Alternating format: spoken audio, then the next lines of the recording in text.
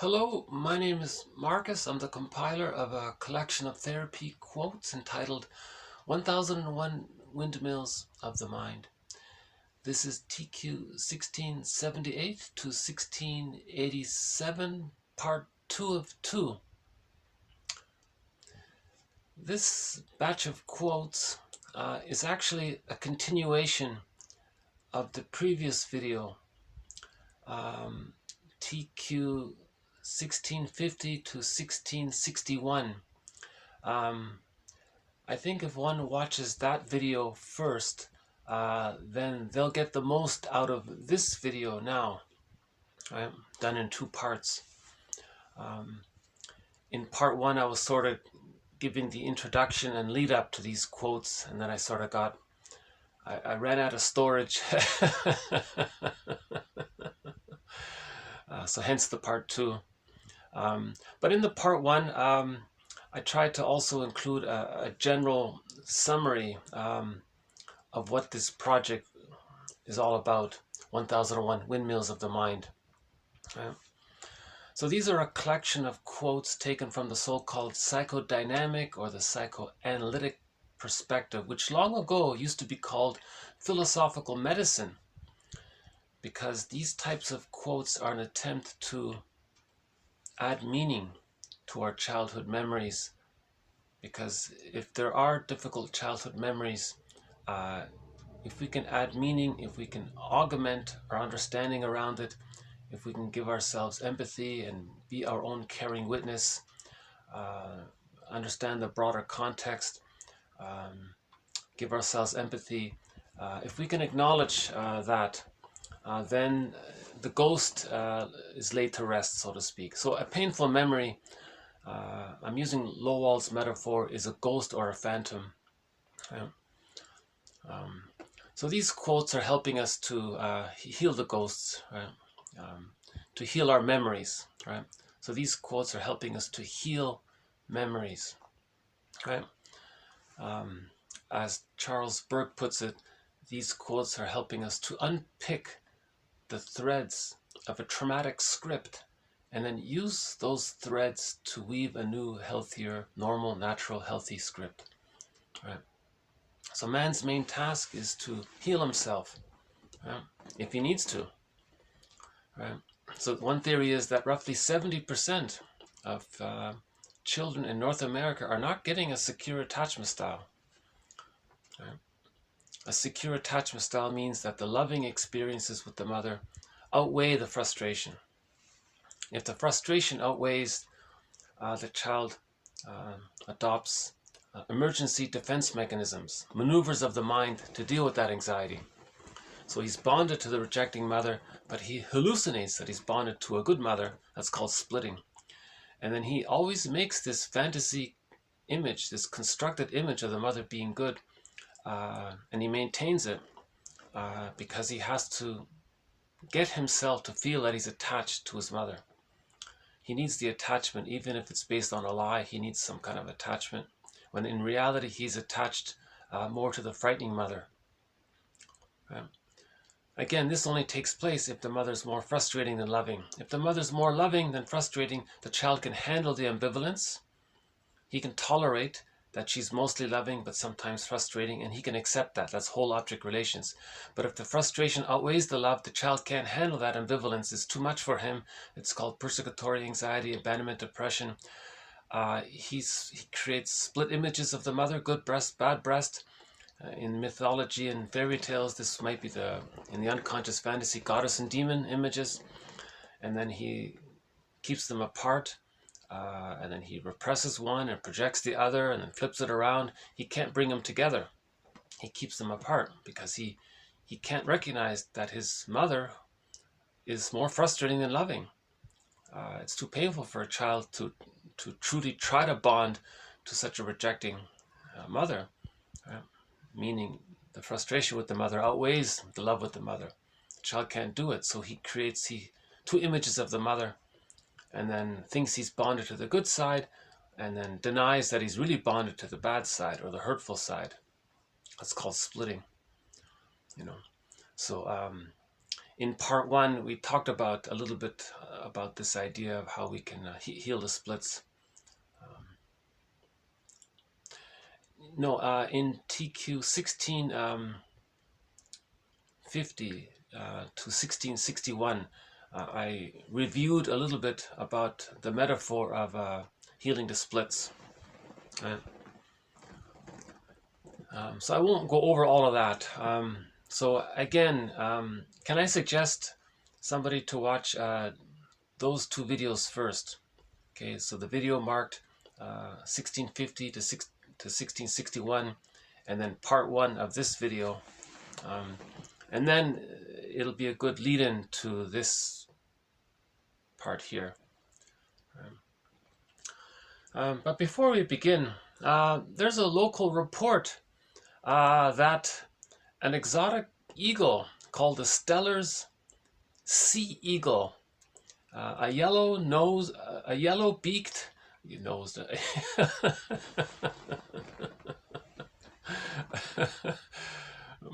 I'm over glorifying the eagle. I partially identified with him for a second there.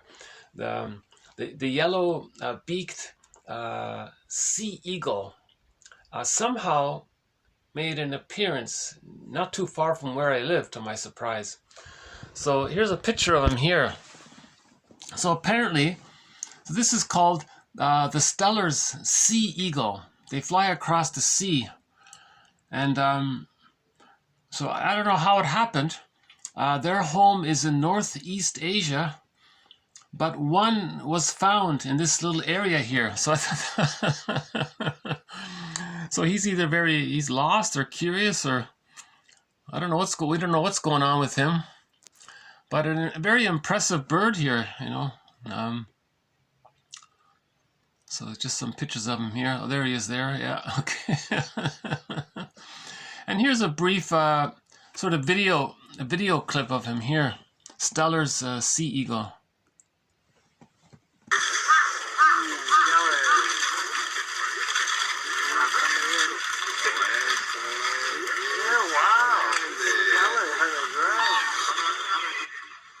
Actually, what's wow is the cranes. You see, these tourists or these people were watching the cranes, and then suddenly the Steller eagle appears. But I find the one with the cranes amazing. That's very beautiful with all these cranes. The red head, they've got a little red feathered cranes there. That's quite amazing right there. See, they're the cranes, eh? But so this is quite a sight here, right? So this bird, you know, they were feeding fish to the cranes, and then the sea eagle decided to stop by and grab some of the fish. Yeah, wow.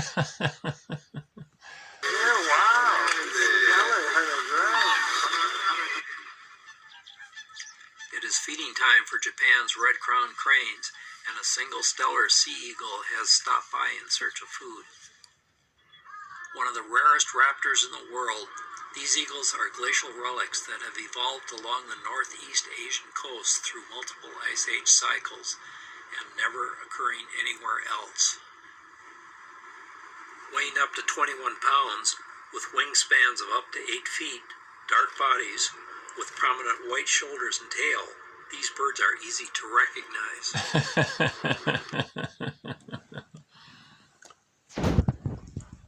In the self-help, in the core collection of the quotes. So 1001 Windmills of the Mind comprises of the core quotes from TQ1, therapy quote number 1, up to 1001, plus all of the bonus quotes. So we're now into the bonus quotes, so we have over 600 bonus quotes, but they're just as solid and helpful as the quotes in the core collection.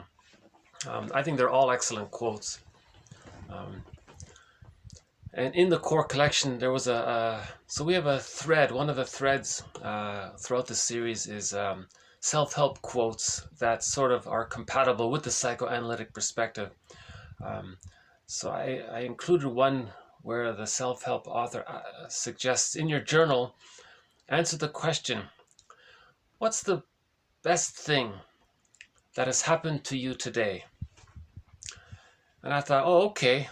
I would say maybe, the news of this beautiful eagle appearing nearby here.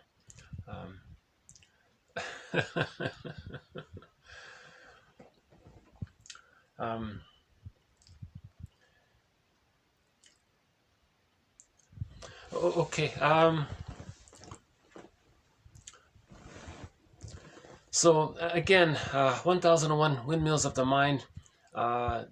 These are quotes that link our past to the present to help us make us conscious of what's unconscious. So when there's a painful memory, it gets repressed. It's so-called forgotten, but it's not forgotten, it's repressed. So this is the known unknown, or the unknown known. The unknown known. You know it, but you don't know you know it. So it's repressed. And if it's painful, then the theory is when there's trauma, the psyche wants to resolve it, wants to heal it somehow. So it gets the person to transfer it somehow by distorting the present to fit the original childhood scene in some symbolic form, to relive it, to see if they can get a better outcome. That's the theory around that. So Klein says we live in two worlds. We live in this world of memories inhabited by ghosts and phantoms. These are fantasized personifications of our memories. The child thinks in images, so myths and fairy tales do that. Again, myths and fairy tales describe a traumatized psyche. Myths and fairy tales are true on the inside, not on the outside. They're true on the inside. They're metaphors of the inside. Myths and fairy tales are metaphors of trauma. For the child to still use splitting, goddess and demon, that's a sign of trauma, right? So again, myths and fairy tales describe developmental failure or some kind of trauma. Myths and fairy tales were the psychotherapy long ago. Now we're using jargon, but we can use both, right? So this idea of the unconscious, we're all familiar with the iceberg metaphor, but Robert Bly has a metaphor as well. He says that so much of who we are, because if it's painful, it gets repressed. It's as if it gets put into this bag. So our feelings get put into this bag, and memories of what happened around that gets put into this bag. And then we use defense mechanisms to keep it in the bag. So knowledge of that gets put into the bag. Our golden ball is in the bag. The firebird is in the bag. So much of who we are gets put into this bag. Our potential to achieve the psychological birth, that gets put into this bag. Our real self, which is the treasure of the psychological birth, gets put into this bag. Our psychological birth gets put into this bag. So much of our potential and who we are gets put into this bag. And that's Robert Bly's metaphor of the unconscious. And we drag this bag with us all of our lives. Right? So, hold on a sec.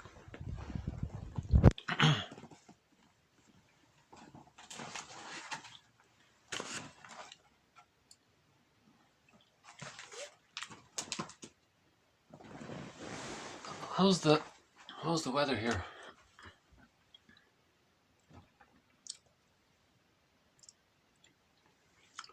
Yeah. Is the eagle there? Okay, he's certainly welcome to arrive on my tree there. Okay. Sorry, a little distraction there. So Robert Bly's metaphor, this bag that we drag behind us, and we spend the rest of our lives trying to re-own and reclaim and reintegrate what we disowned in childhood. This bag, he calls it, Karen Horney calls it, you can imagine it as if it's the stranger within.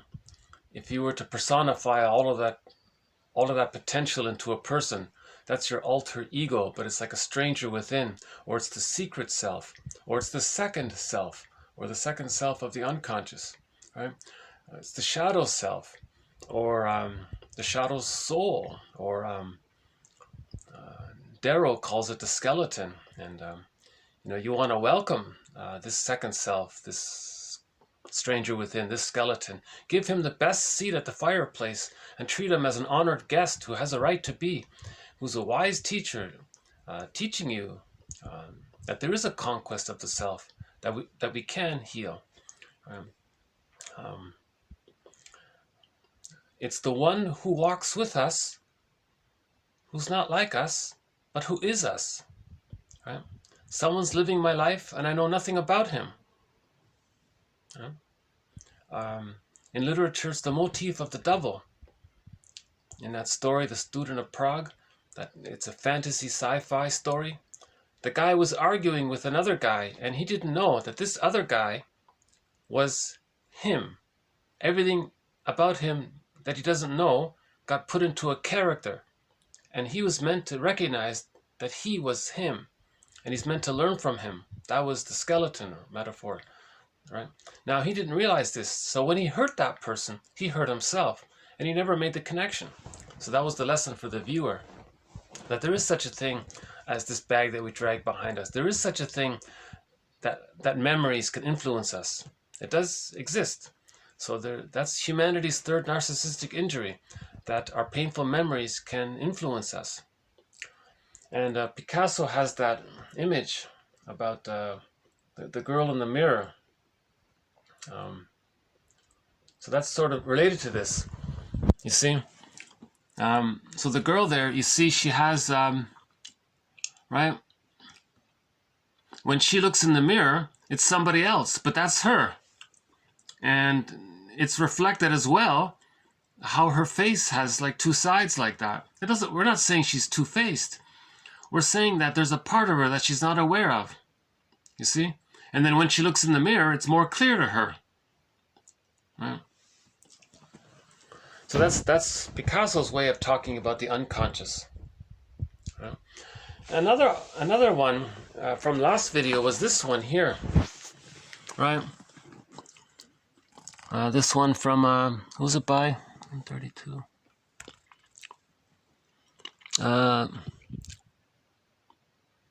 Lichtenstein. Right? So this guy here, right, on the left side, that's his shadow self. That's the stranger within. That's his unconscious. You see?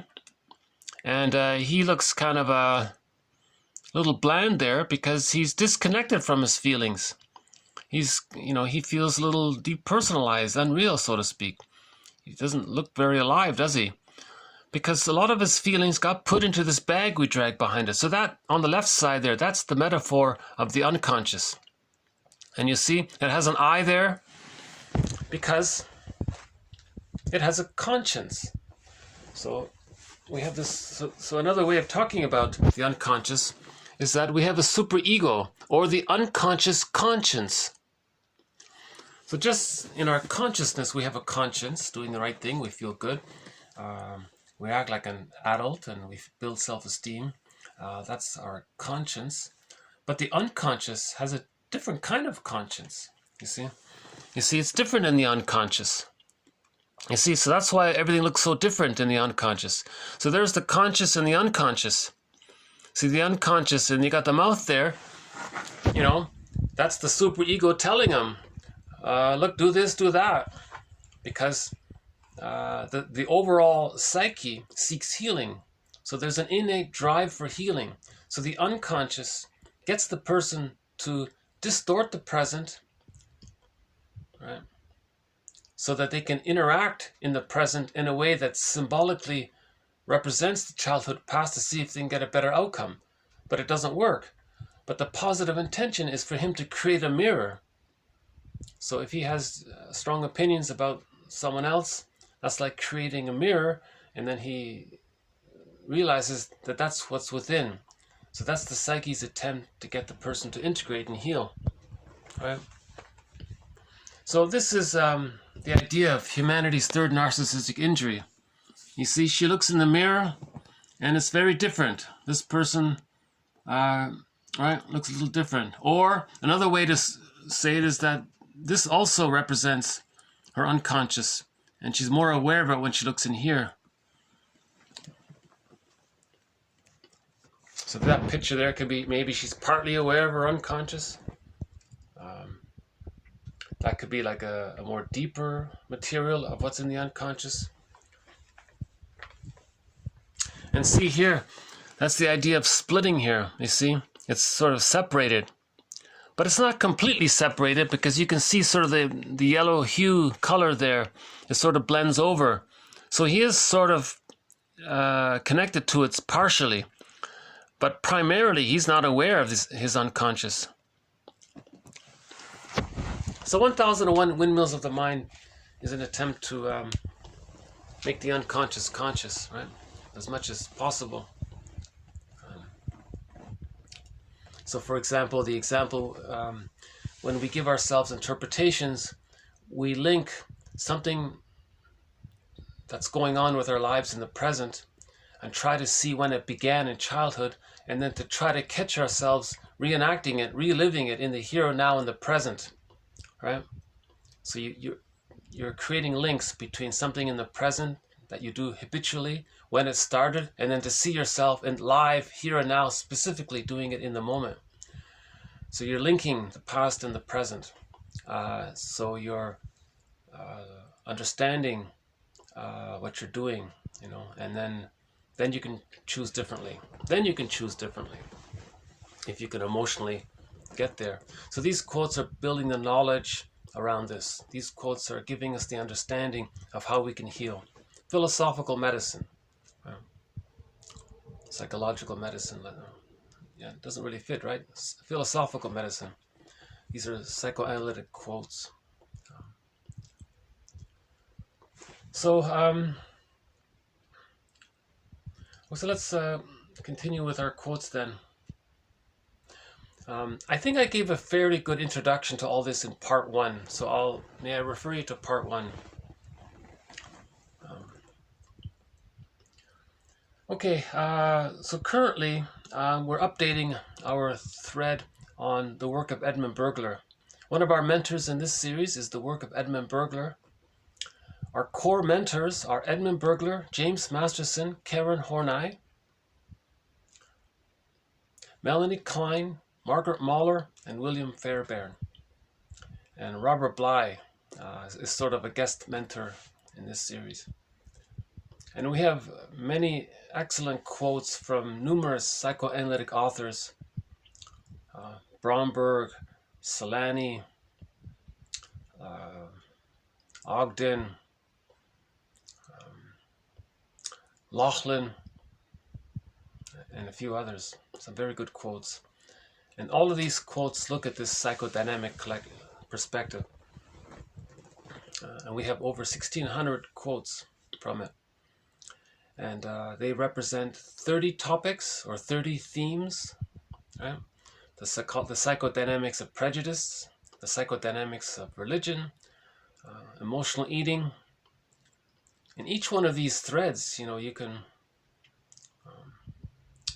follow them, you know, and as we progress in this series, we're updating our knowledge on each of these topics, and we're adding new topics. Recently, we added a new thread on symbiosis. You see, when the baby comes out of the womb, he needs a social symbiosis with the mother, and the importance around that. If that doesn't get met, he's going to develop a certain philosophy of life later on. Now, that negative philosophy is a rationalization to communicate that he didn't get his symbiotic needs met. Right? If his fixation takes place a little later on, he'll have a different philosophy. Right? And that's a rationalization as a cloak, as a cover to hide. He doesn't want to be aware of it, but what he's doing is he's repressing the truth about his unmet needs of when the fixation took place. So he hides it with a certain philosophy. These are usually very negative, cynical philosophies, right? If the baby doesn't get his symbiotic needs met, he doesn't enter into the psychological egg. He doesn't achieve the psychological birth. He's very angry. His main agenda is power and control. His philosophy is survival, and that's it. You know, he's trying to force others to form a negative symbiosis with them, because the baby would rather have a negative bond with the mother than no bond. So if the person didn't get that as a child, he'll try to recreate that. But the lackey there can't be the good breast mother. They can't provide a positive bond. But again, the baby would rather have a negative bond than no bond. So his philosophy is, well, survival. Because if he doesn't have a negative bond, he feels immense persecutory anxiety. And he's not ready to face that anxiety. So he seeks someone else to play the role of surrogate breast mother. They're always there for them and to serve them and respond to them and be at their beck and call and do what they say and all these kinds of things. So he forced someone else to play the role of negative mother for him. But he's the aggressor and frightening the other person to play that role. So then he has a philosophy. That's all life is, just power and control. Got to survive, power. So that philosophy is a rationalization. He'll quote the animal kingdom. We're Homo sapiens. We're not animals. We're Homo sapiens. We all evolved from this guy. Remember? We all came from this guy. We're all Homo sapiens. We're not animals. We're all Homo sapiens.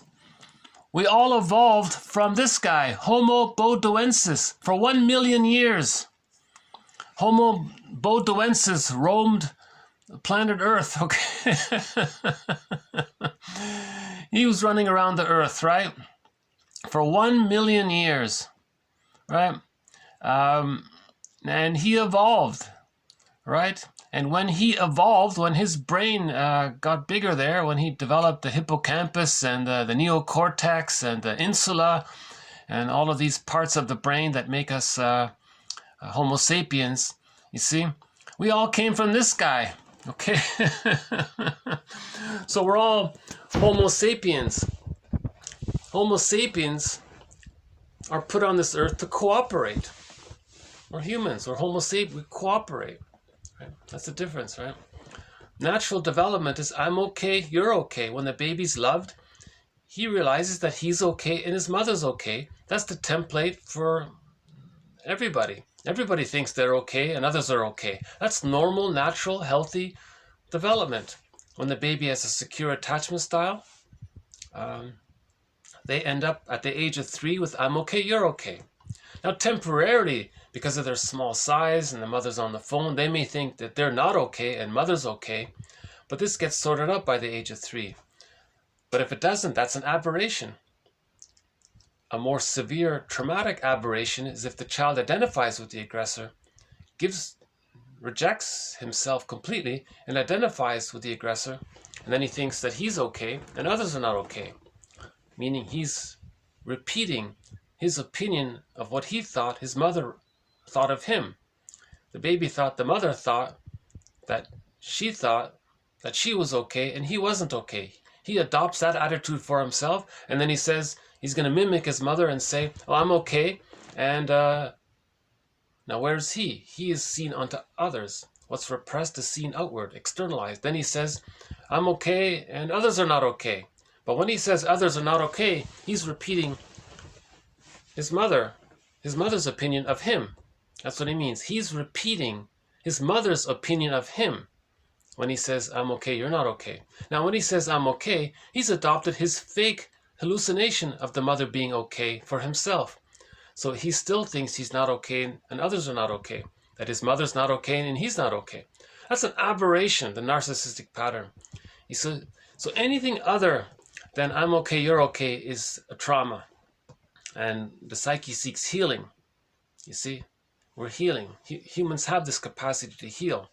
Just like we heal from a physical injury, if there's an emotional, spiritual, psychic, psychological injury, we want to heal as well. Body-mind connection, it's one there, so we're healing. See, these quotes are helping us to heal.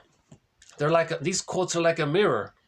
And then we look in the mirror, we digest, we internalize these quotes to some degree, and then they help us. That's the medicine. They're helping us to heal. They teach us that when we project outwards, that's like creating a mirror to see what's within. You see, so we're healing. Now 30% of the people do get a secure attachment style in North America, according to one estimate, and they have a secure attachment style. Their marriages are like fine wine. They enjoy their hobbies. They like now their hobbies are not based on putting others down and they feel good about it. That's Schadenfreude. That's a pathological. That's an aberration. Schadenfreude is an aberration. If your only sense of pleasure in life is putting others down, and that's how you get serotonin, that's an aberration.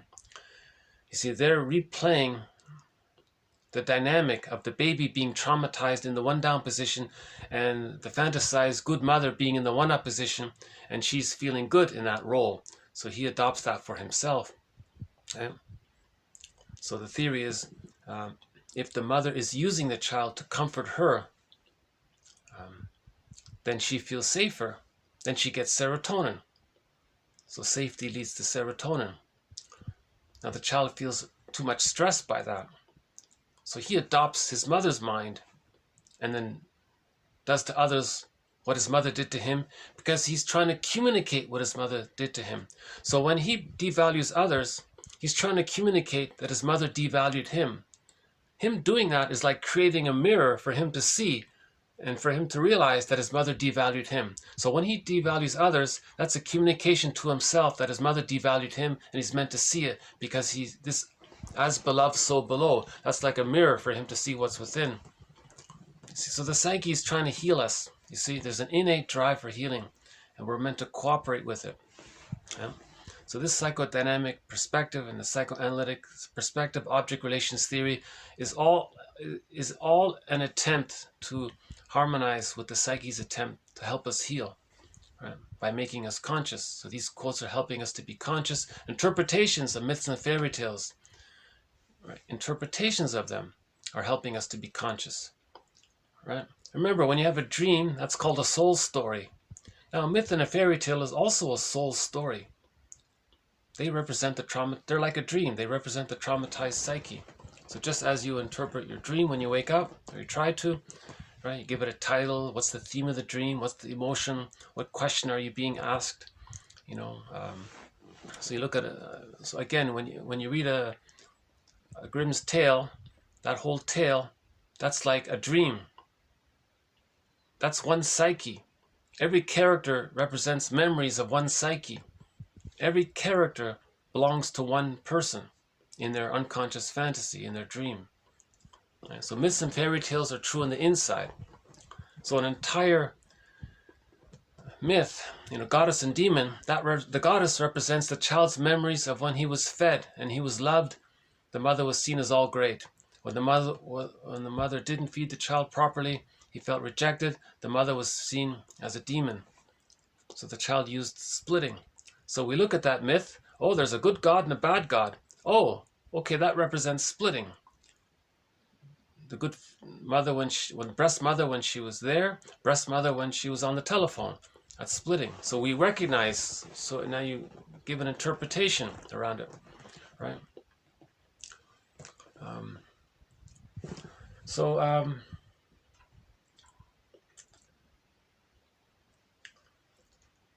why don't we begin with these quotes then? I'll just jump in here. So let's do the first one. Okay, 1678. Sometimes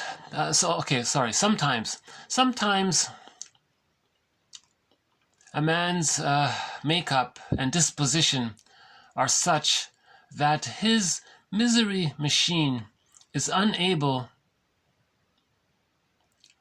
to do, Sometimes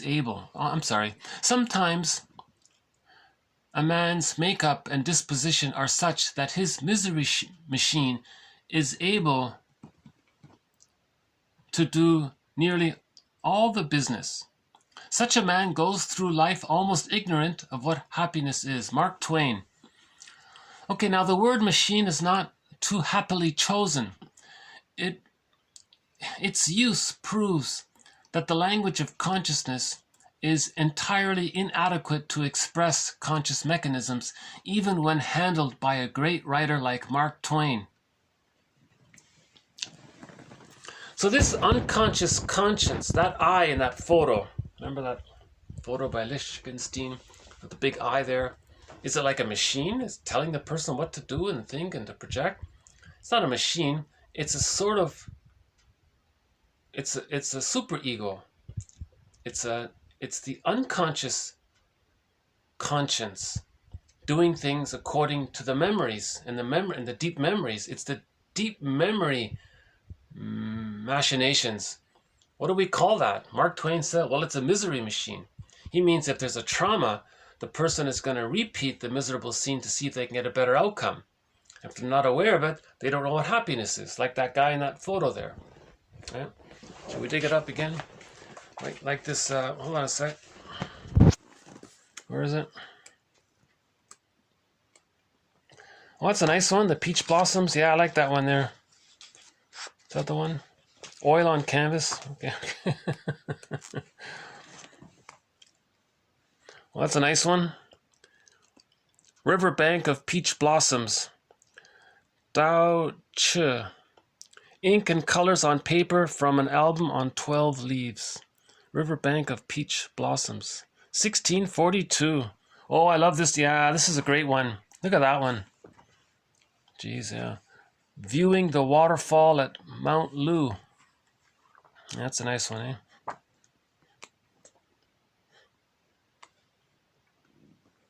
Yeah, the cricket. Okay. Nice plate there. Yeah, I like this one, the goose. Cat, cat and a mouse. Monkey. The Call of the Moose. Okay, look up Willie Mitchell, his song Call of the Moose. Listen, a great song called Call of the Moose by Willie Mitchell. Tiger, tiger, burning bright in the forests of the night, what immortal hand or eye could frame thy fearful symmetry? But this is a kid's book, so the tiger looks friendly there, right? Nice monkey there. Yeah, okay.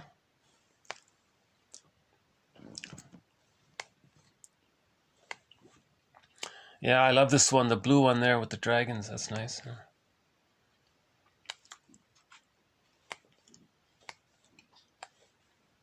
Oh, there's the Joker, yeah.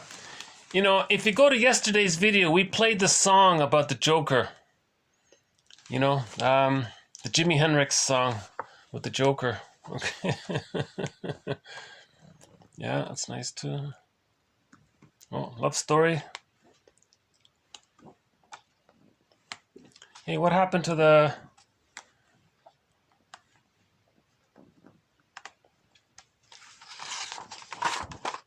Oh, that's a Picasso one, right? That's a nice one. Oh, hold on a sec. I must have went by it here.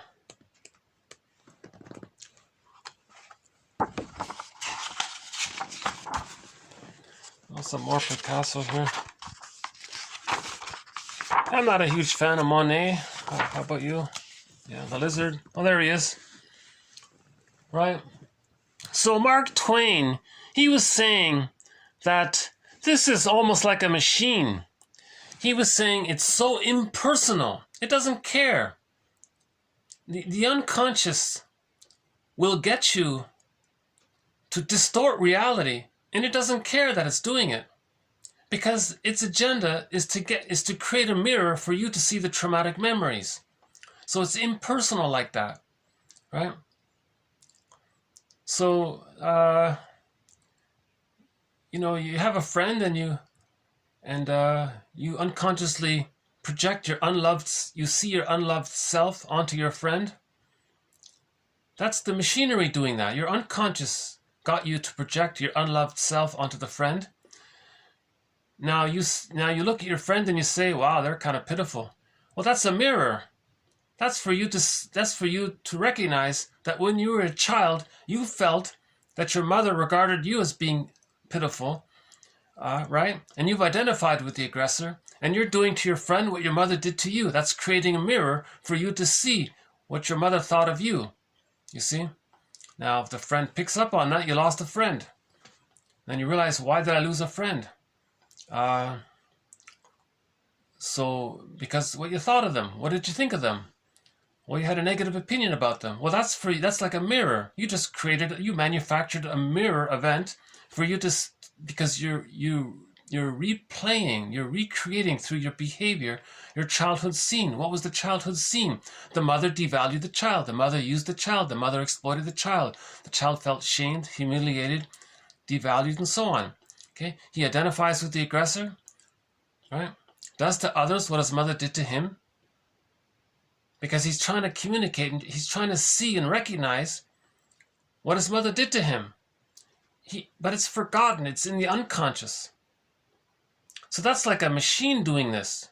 Like who created all this? Why did the guy have these negative thoughts about his friend who he cares? What compelled him to think in such a bad way? Well, it's like a machine. That's what Mark Twain is saying here, right? If there's trauma there, it's like this misery machine. Then he scares away all of his friends, so what's he doing? He's creating a mirror. Projection is the means of bringing repressed material to consciousness. Projection is, Laughlin calls that the mirror defense. You're creating this mirror for you to see what's within. So by his behavior, he's creating this drama outward. That's like a mirror, like on a theater, a stage, you see it. It's like a mirror for what's within. You read a myth or fairy tale, that's like a mirror for what's within. So his behavior and his acting out, he's created a mirror for what's within. So that's what Mark Twain means. It's like this misery machine. So Bergler clarifies, yeah, I know what you mean. Why even the great writer like Mark Twain has to use machine to use conscious vocabulary to describe something that's from the unconscious. This is an unconscious mechanism. What conscious words can we adopt to describe this unconscious mechanism of projection? And how projection is like a mirror for us to look at to see what's within. What conscious words can we have that works for us?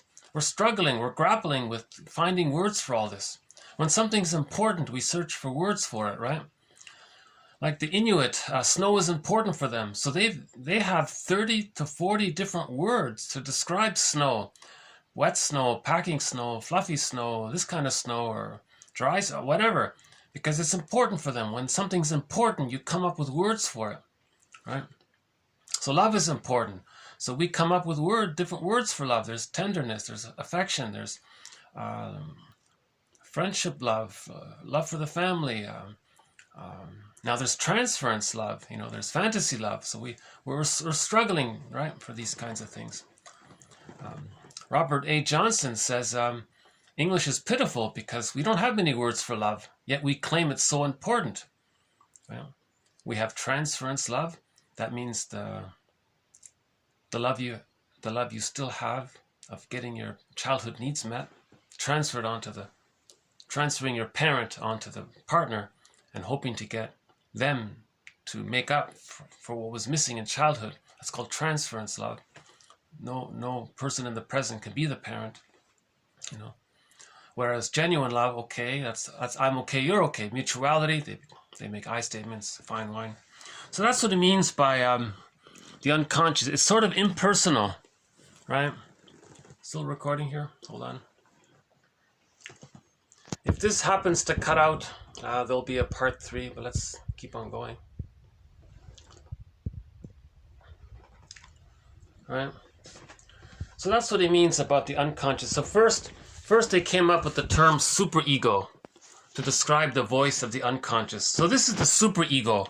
You see there the eye and the mouth there? Okay, that's the superego. The superego is more powerful than our conscious ego.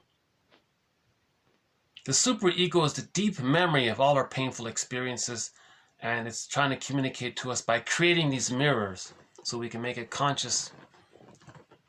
Right? So that's what he means by the misery machine if there's a trauma. Right? We want to make this machine kind of a pleasant machine. Something like that, right? So that's why Robert Bly says, forgive psychology for its jargon. Just forgive it. Jargon is an approximation using our limited conscious vocabulary to describe unconscious mechanisms. Right? Now we can see these unconscious mechanisms in our dreams. We have condensation, things clump together. We have displacement, things can be transferred. Feelings from one person can be put onto another person. So in the unconscious, there's no concept of the passage of time. So if the baby doesn't get his needs met, he has no concept of, well, maybe they'll be met in a couple of seconds. He panics right away because he has no concept of time. Yeah. So he takes refuge in his infantile megalomania, and that's partly why he exaggerates the benign mother as being so terrifying, because he has no concept of time. You see, so we're trying to use our conscious language to describe what's going on in the unconscious. So Robert Bly's, one of his sayings is, forgive psychology for its jargon, just forgive it, right? And these terms are being updated and improved. I think we should keep some old jargon. I think the psychological egg to describe the stage of symbiosis, right? Mahler says that the psychological birth of the child doesn't automatically take place with the biological birth. So with the biological birth, that's like hatching out of one egg. Now in the stage of social symbiosis for the first 4 to 5 months, that's kind of like entering into another egg. And at the age of 4 to 5 months, he begins to hatch out of that egg. Right? So that egg is called the stage of social symbiosis. Right? The mixture of situational trauma and developmental trauma used to be called traumatic neurosis. That's not bad. Why don't we keep that term, traumatic neurosis? Right? It embodies both. Right? Whereas now it's fragmented. We have developmental trauma, fixation, and we have situational trauma, PTSD. Well, is there a term that shows how that both are involved? Well, before we said traumatic neurosis. That's not bad. Why don't we keep that one? And we're adding new phrases. Okay, let's move on to the next one here. Whenever your concern is carried beyond the rational factor, your concern is also being used as a hitching post for something else. This plus is internal. The repetition compulsion of the traumatic script takes care of that and finds no scarcity of clues. Okay, so this misery machine, let's just call it the repetition compulsion. Sisyphus. So this Sisyphus machine, see, we're going to keep repeating until we get a better outcome, but it can't be done. Then it's like Sisyphus. That's the misery machine. The misery machine is Sisyphus. When Odysseus went into that hell scene, he saw Sisyphus in the hell scene. Odysseus looked into Sisyphus's face, and he saw that it was his face. That's the metaphor of how we're like Sisyphus, right? So then Odysseus got an emotional insight that he's repeating the same childhood scene over and over again, right? Odysseus sacrificed his true self, took refuge in the grandiose infantile megalomania, and was stuck there. And he devalued others to communicate that his mother devalued him. Because in the hell scene, he saw Jocasta. Jocasta was there. Jocasta is when the mother uses the child to comfort her.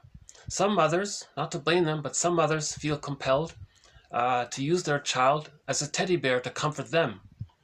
That means the baby sacrifices his true self, creates a false self, right? Takes refuge, creates an as-if personality, because he's grandiose, he can do anything, and then he's going to try to save his mother, but it can't be done. So Odysseus saw Agamemnon in the hell scene. That's the metaphor of how we betray our feelings, doing to ourselves what the mother did to us. The mother betrayed our feelings, and then we betray our feelings. We doing that to us, that's called the Agamemnon complex. So right? So when there's when there's trauma, there's a lot of mental pain, psychic pain. The psyche seeks a better outcome, so it's not so painful. So the positive intention of recreating the childhood scene into the present, that's called transference. using projections. The positive intention is to get a better outcome, but it can't be done. But we recognize that that's the positive intention. The positive intention of externalization, creating this mirror, is to see what's within. Again, that's the psyche's attempt to help us to heal. Okay, the guide for this is Poseidon, Aphrodite, Beatrice, Athena. So the metaphor of this force, okay, of how the psyche is trying to heal us, the metaphor, if we could personify this force into a character, we'd say that's a helpful god, one of those helpful Athena type characters, Beatrice characters. Right? So this quote here says, if there's some trivial little thing, that's a hitching post. Now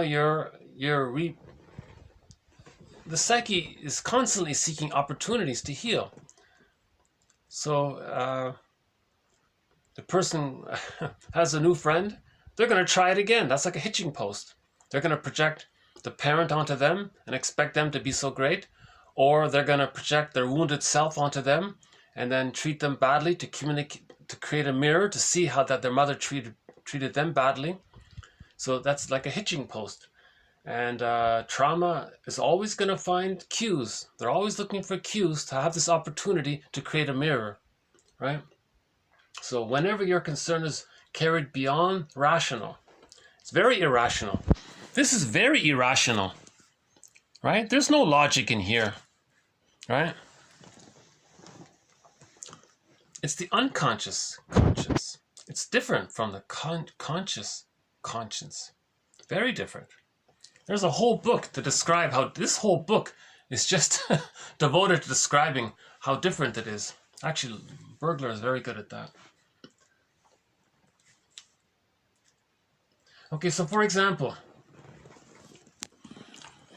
okay, as a child, Mr. I had acquired the feeling of being excluded, rejected, unloved. Okay? Now, he acted out his jealousy, okay, onto his wife. So this is an example of a guy who's very jealous of his wife. Irrational. The wife was innocent. She was delayed, or she chatted for an extra few minutes with somebody, and he was wildly jealous about it. So that's an example. His concern was carried beyond the rational factor. So he used that as a trigger. That was a hitching post to recreate his childhood scene. Right? So Bergler says, now you accuse your wife of, wanting to cheat you. Do your accusations make you more active or passive? Okay, now the jealous man says, well, yeah, it makes me more active. When I blame her and accuse her and criticize her and tell her that I don't trust her, yes, I'm being active. Okay, so Bergler explains, okay, well, every jealous man is passively tortured by visual fantasies. He imagines love scenes between his wife or girlfriend and the other man, and in these imagined scenes, he is the third excluded party. The man says, what? You mean just drop down my guard? So he got angry at one point. And Bergler says, look, why not accept the fact that in your jealous scenes, you are presenting yourself as the rejected child and covering up your masochistic passivity with fake aggression. Okay? So Bergler's theory, one of his numerous theories, is this. It's an oversimplification.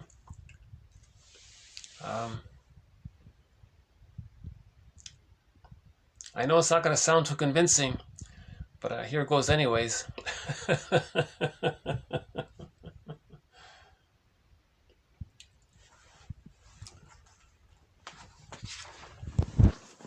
Any other pretty pictures here? Any other beautiful pictures here? Hold on a sec. Let's see.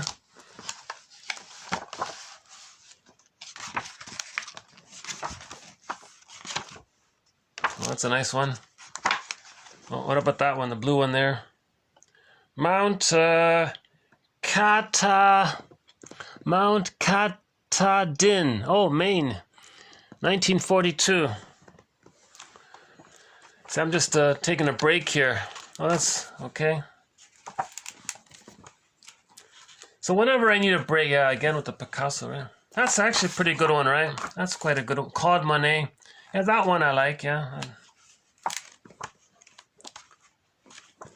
So by the way, this is my new little maneuver here. Whenever I feel like I need a little breather, when I'm outside, I turn the camera and show you a seagull. Hey everybody, look at the seagull. I could run up to the window there, but there's not much scenery. So I'm using these little art books here.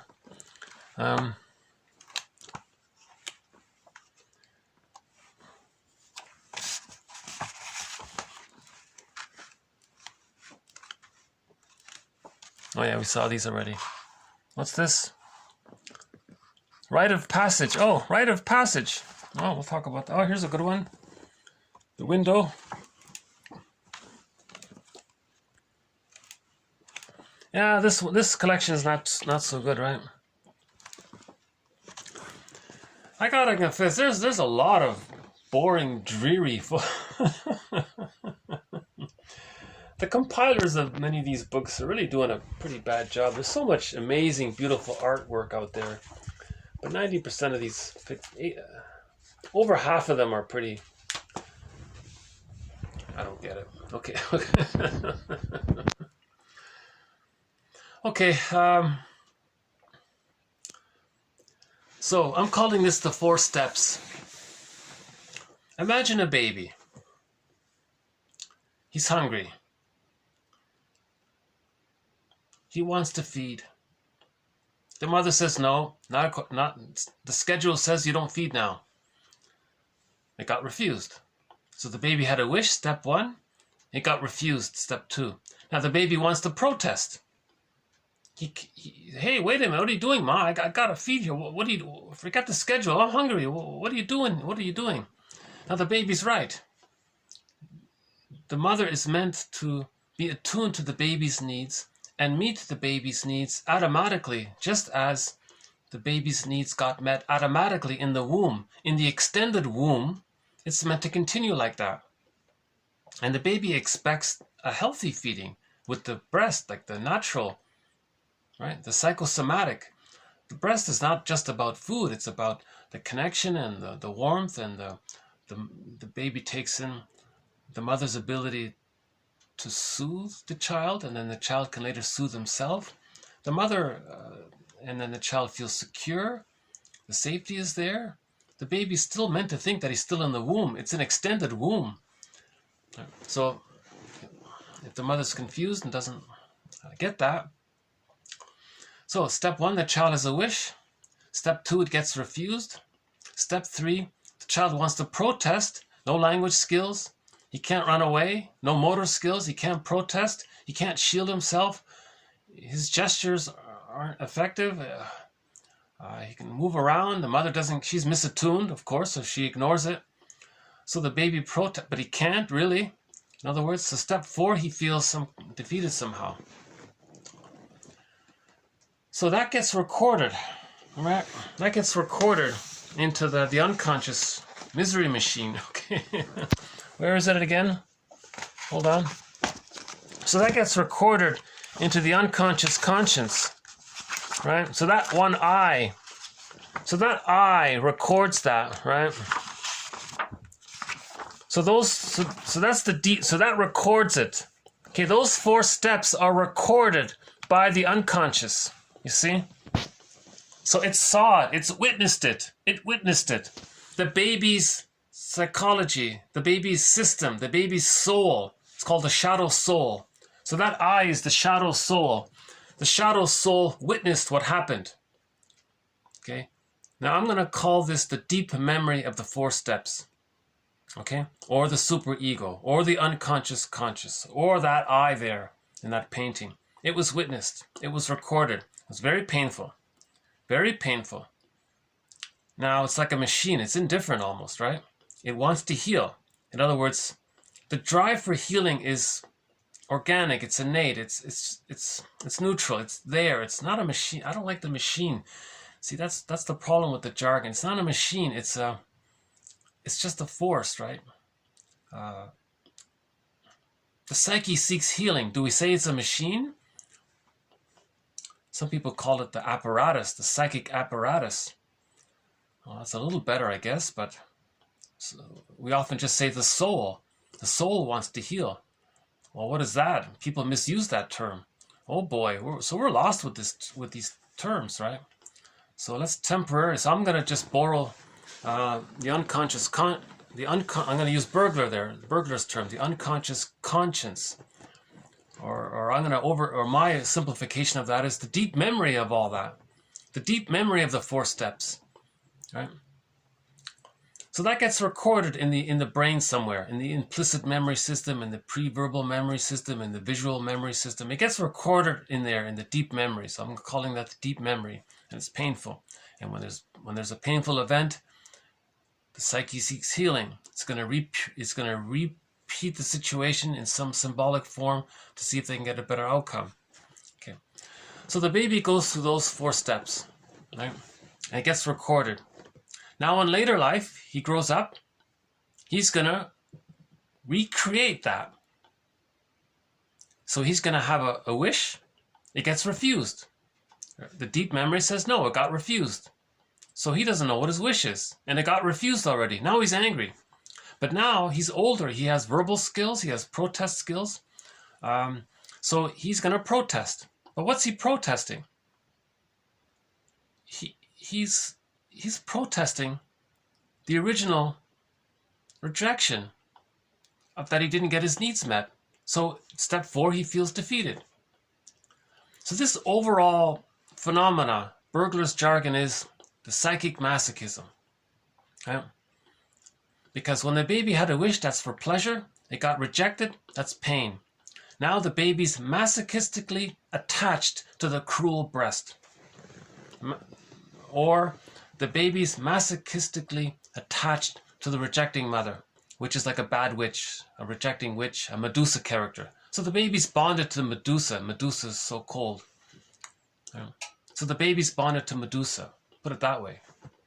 You know, that's painful. It's painful to live with this constant emotionality within, that our soul is bonded to Medusa. We got to separate from Medusa here.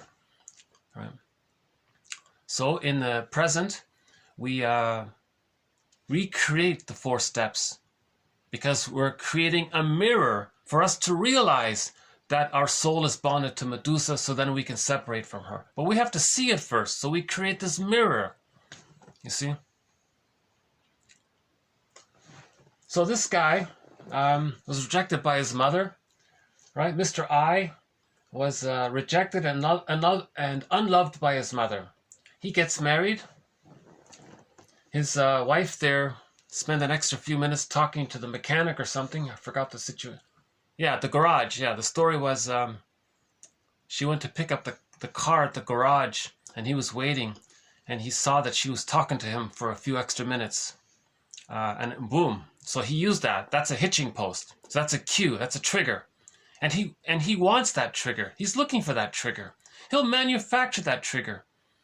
Maybe she was asking a question about the receipt or something, or about the return policy. And he'll say, no, you were flirting with him. He'll create it if he has to. Because he's looking for an opportunity to replay the 4 steps. He's trying to create a mirror, but he's not aware of it. So if you're not aware of creating the mirror, you're stuck like Sisyphus. That's the hell scene. That's the misery machine. That's the hell scene. So he's creating the positive intention of him saying that you were talking about the refund policy. You were flirting with him. His purpose to do that is to create a mirror of his childhood scene. The childhood scene was he wanted love. It got rejected. Now look, oh wife, you're rejecting me. You're gonna leave, just like mother left. Now when the girl comes back, his wife comes back to the guy, he's going to be pseudo-aggressive. Aha, now he's going to be angry. This is a fake aggression. directed towards the wrong person, directed towards the person who may love him maybe. So but he's blind like that. That's why it's a compulsion, repetition compulsion. He's not aware of it. He's so invested in trying to heal his childhood pain. So he's criticizing his wife. You were flirting with him, weren't you? Oh my God, your jealousy is driving me crazy. So they both went to, so the two of them went to the therapist, right? So Bergler confronted the guy and said, look, now your accusations against your wife, do they make you more active or passive? And he admits, yes, it makes me active. Okay, so remember, when he was a baby, he was passive. Okay, so the baby had a wish, it got refused, and then he couldn't protest, so he was passive, and then he felt defeated, he was passive. He's trying to master that and get a better outcome. So he's transferred that whole 4 steps into the present. That's called psychic masochism. This process of transferring the 4 steps into the present and redoing it, that activity is called psychic masochism. This is one of Bergler's key theories here. Right? So the guy says, yes, I was active. That's pseudo-aggression. Who are you active against? Okay.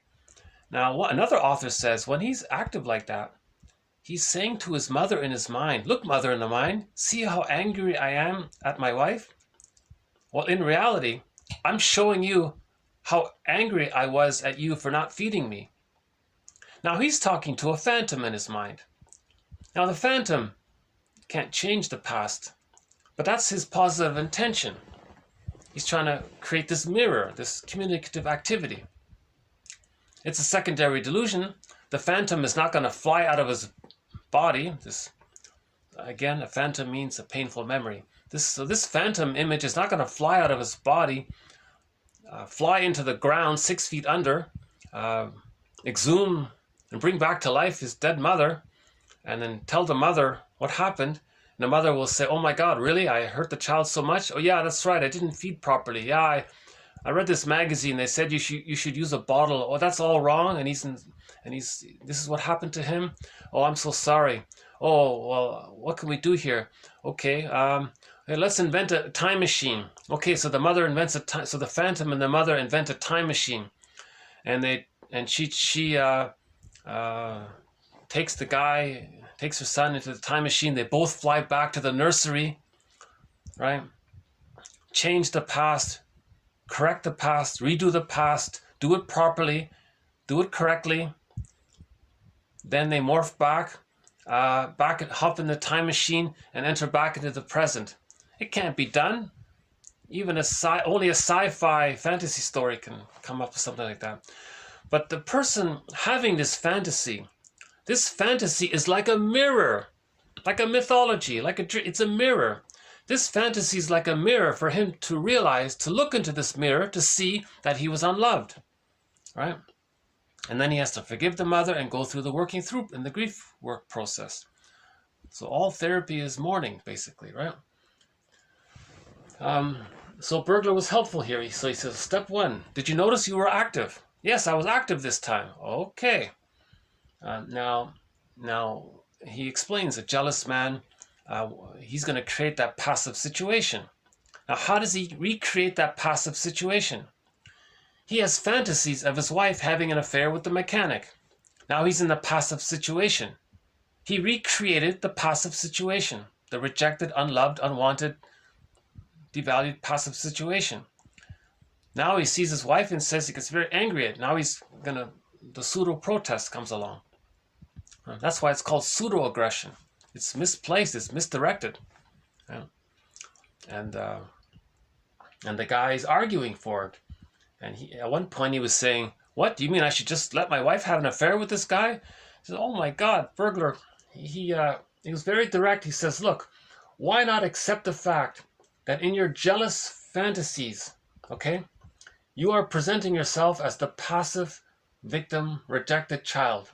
And what you're doing with your accusations against, and you're covering that up, right, by your accusations, being pseudo-aggressive, right? Actually, Let's review this one here. Okay, let's review this one here. Okay, so if a child is refused love, now he may grow up and try to seek compensation. Okay, it's never too late to have a happy childhood, they may say. But if it's too painful, okay, he will repeat the situation of being refused.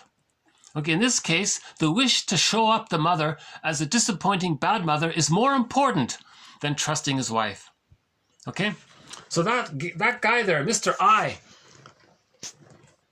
the wish to get angry at his mother is more important than trusting his wife.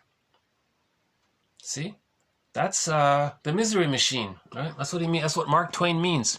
Now, how does he do it? Okay, 3 steps. 1, through Mr. I's behavior, he provokes a disappointment. Well, so in general, right? Okay. Through their behavior, they provoke a disappointment. Okay? So somehow you're going to provoke a disappointment. Maybe Mr. I married a woman who's very flirtatious with other men.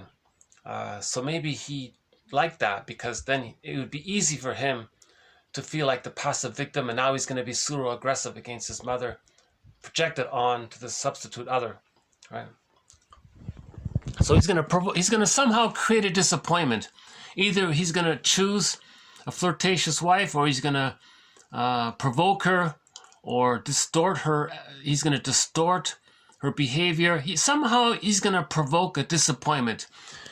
Okay, so when he provokes a disappointment, he's replaying the babyhood scene of when the baby wanted to be fed, the mother said no. He's replaying that in the present. You see, so he provokes a disappointment, repetition, compulsion. He's transferred. Baby had a wish, it got refused.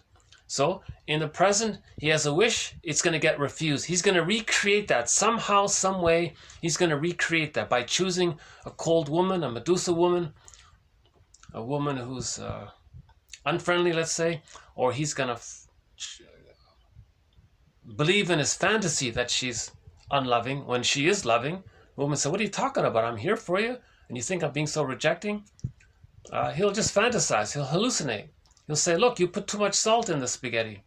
"What are you talking about? It's just the amount you like." "No, you're lying. So he's going to create it if he has to, because it's more important for him to engage, to heal that childhood, babyhood time, that nursery time trauma. That's his goal, and it's blinding him. It's making him distort. Projection is a falsification of reality. So he's falsifying reality, right?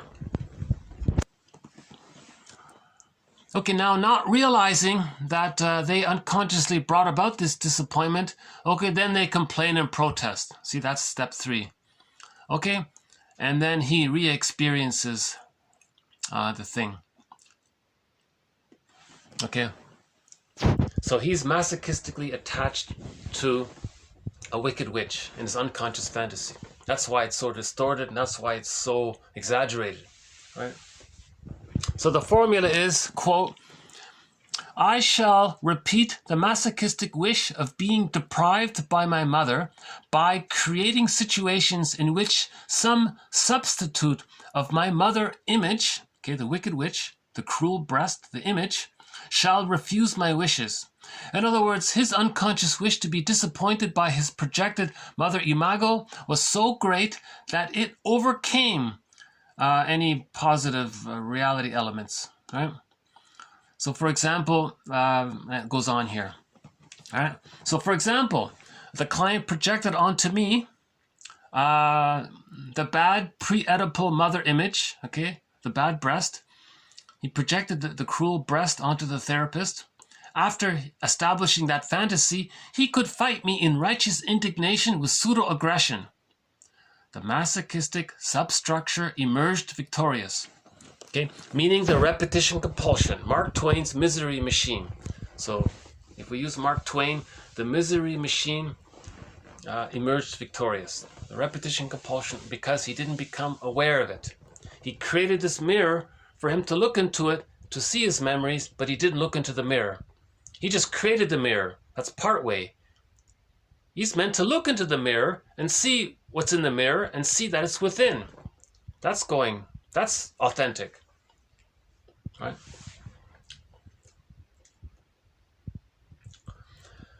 So this theory, it's called psychic masochism. One of his colleagues called it humanity's fourth narcissistic injury.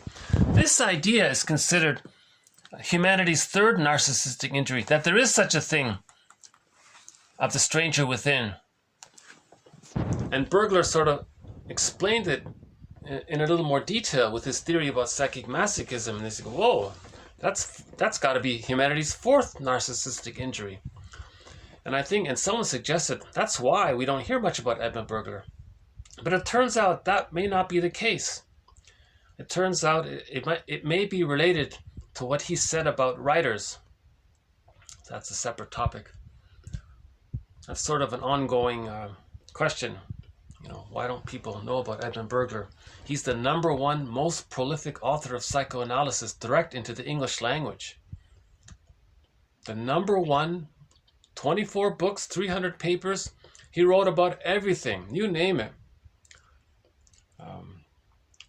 He's got books on everything. He's got articles on everything. And within his articles and his books, he covers, you name it, he covered it.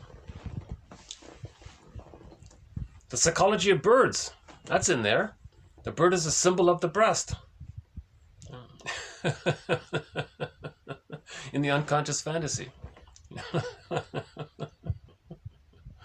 So there's a good breast.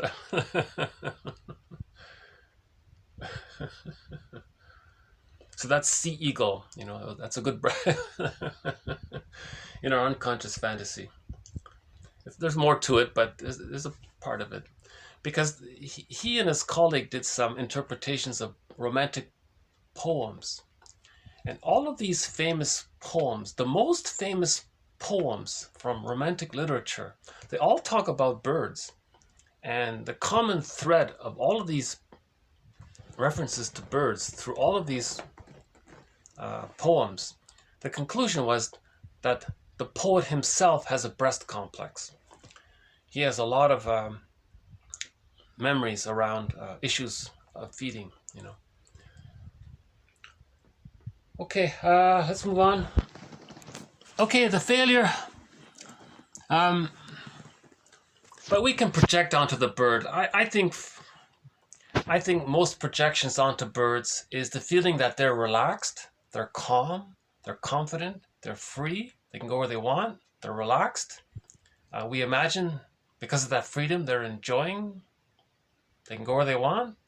No obligations. There's no guilt complex. So you see, we can project onto the bird. We don't know if they're happy, but we can attribute the fantasy that they're happy, and then imagine that they have that identity, and then we can ironically take in that identity for ourselves and think that we're happy. So we can reintroject our projection. That's another topic, right? Okay, the next one here. The failure to understand what the baby considers to be frustration. Okay. Assuming that a baby wakes up, wants his milk, and signals his wish, inevitably he will have to wait. Okay? Now, when the baby has to wait, he has no concept of the passage of time. It's just now. So if he has a need, it's just now. He doesn't get the idea that the mother, a few seconds later, is going to feed him. He's in a panic if he doesn't get his needs met now, right? Inevitably, the mother's on the phone, right? So many times he will have to wait to be fed, even if it's for a few seconds. The delay constitutes a double offense. Okay? So the baby's wishes didn't get met, and his opinion of himself as being a little god, that got frustrated. So a double offense again. So libidinous frustration, that means he has a wish, it got frustrated. He has a need, it got frustrated. He feels hurt, he feels scared. And the belief that it's all about him, that got frustrated. Okay? It's a double offense. Now, many overlook the fact that the baby lives on the basis of misconceptions of reality, okay, considering himself the center of the universe and autarkic as well. He's a little god, right? So the theory is the baby thinks he's a little god. That's the autarkic fantasy. He thinks it's all about him. In the womb, it's unconditional omnipotence. That's like being a little god. He has a wish, it gets all met. Unconditional omnipotence. He's in the womb. He has a need, it just gets met automatically through the system and the biology. When he's born, that continues.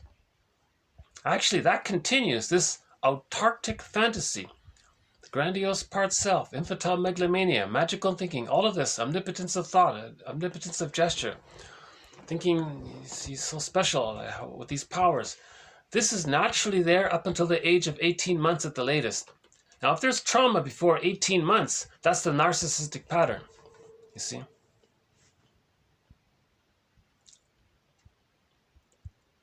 And they're going to fight for that. They take refuge in that. They don't have love and gratitude. They're just protecting that, you know.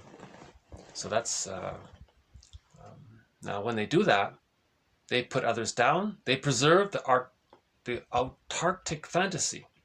They preserve their grandiose self. They think, well, I did it. I put them down. They preserve their infantile megalomania. Cynicism, sarcasm, sardonic humor, black humor, all that put down humor, shame humor, all that downing talk, all that awful stuff, right?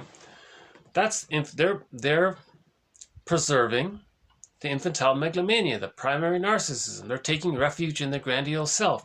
When the child is unloved, the true self is squelched. It's in exile. He takes refuge in what's left. What's left?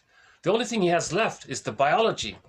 The biology part of himself, from the psychological point of view, is that he has this feeling that it's all about him, right?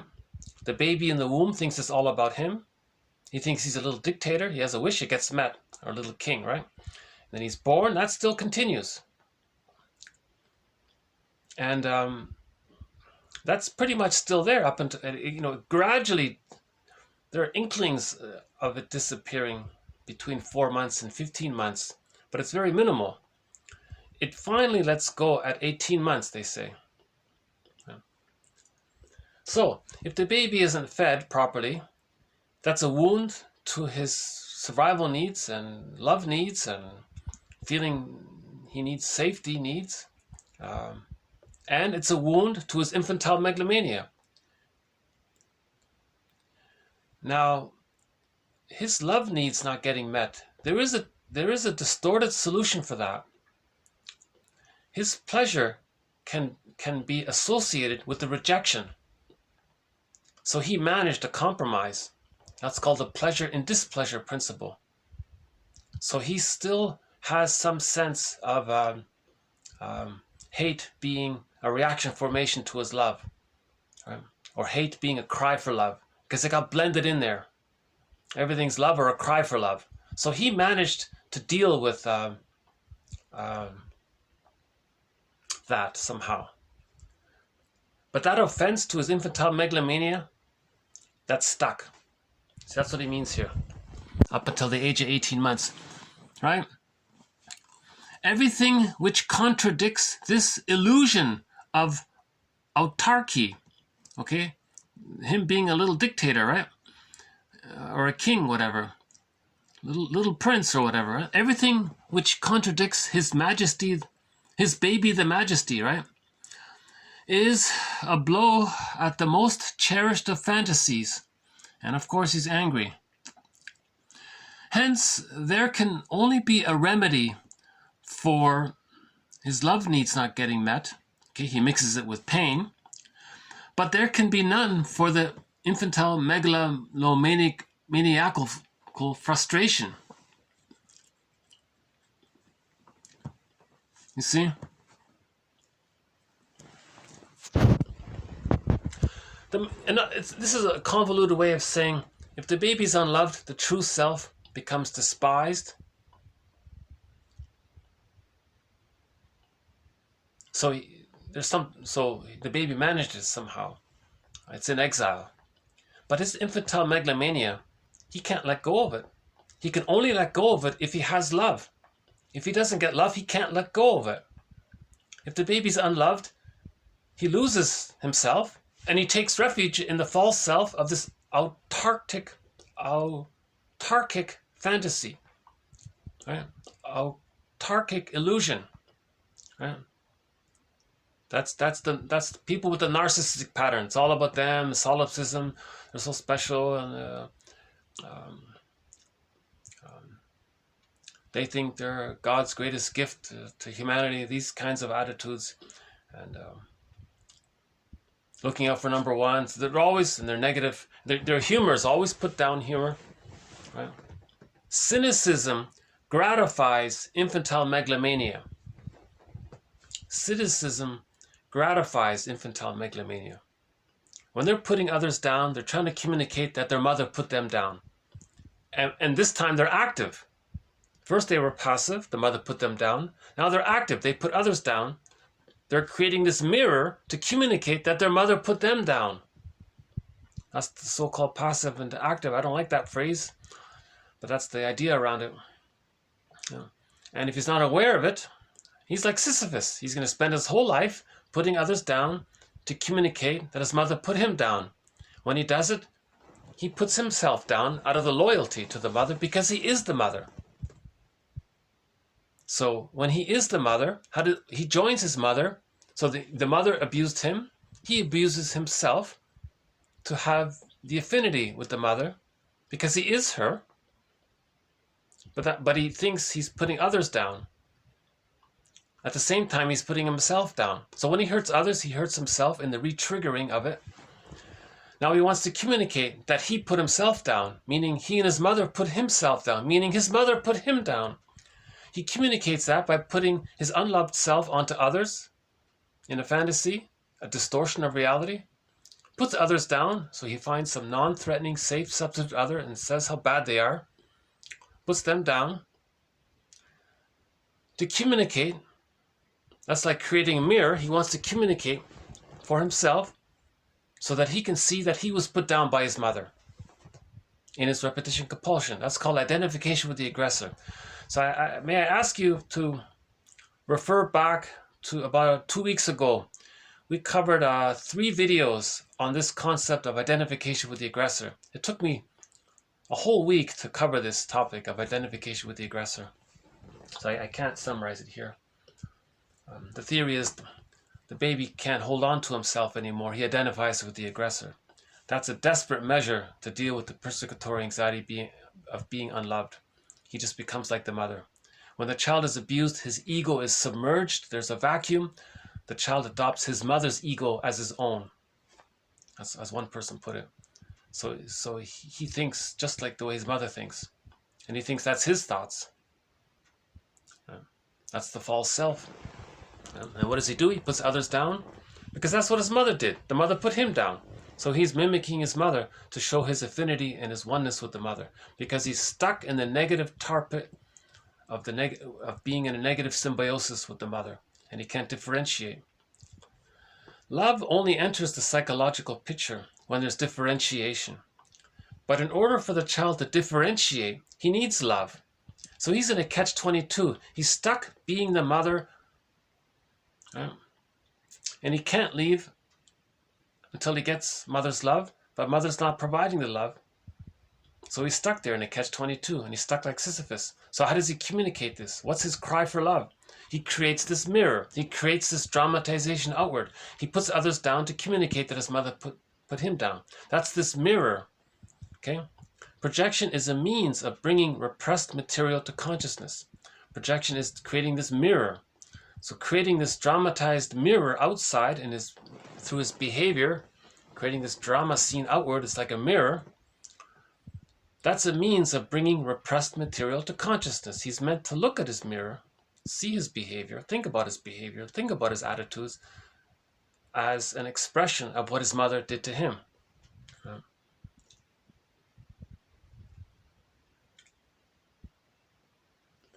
Maybe I'll follow up on that one. I feel like I feel like there's something missing in here. Again, The failure to understand what the baby considers to be frustration. Assuming that a baby wakes up, wants his milk, and signals his wish, inevitably he'll have to wait, if only for a few seconds. So that's a huge insult, right? The delay constitutes a double offense. Put it this way. Imagine if the baby's in the womb and he wants to, and the flow up through the cord into the placenta to the mother to the baby's placenta and down the cord. Imagine if there's an interruption in that flow. Imagine if there's an interruption in that flow. If there's prenatal distress syndrome, if the cord is twisted around the child or something like that. You know, so that would be an insult to the child's needs to be fed. That would be an insult to his unconditional omnipotence. Yeah, same idea. Okay, so mother's delay constitutes a double offense. Libidinous frustration. Okay, so life force needs for love, right? And megalomaniacal frustration.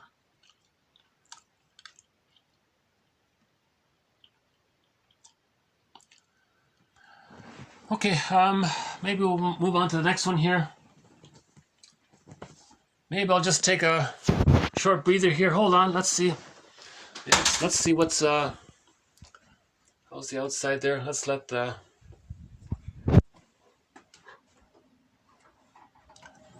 okay, yeah.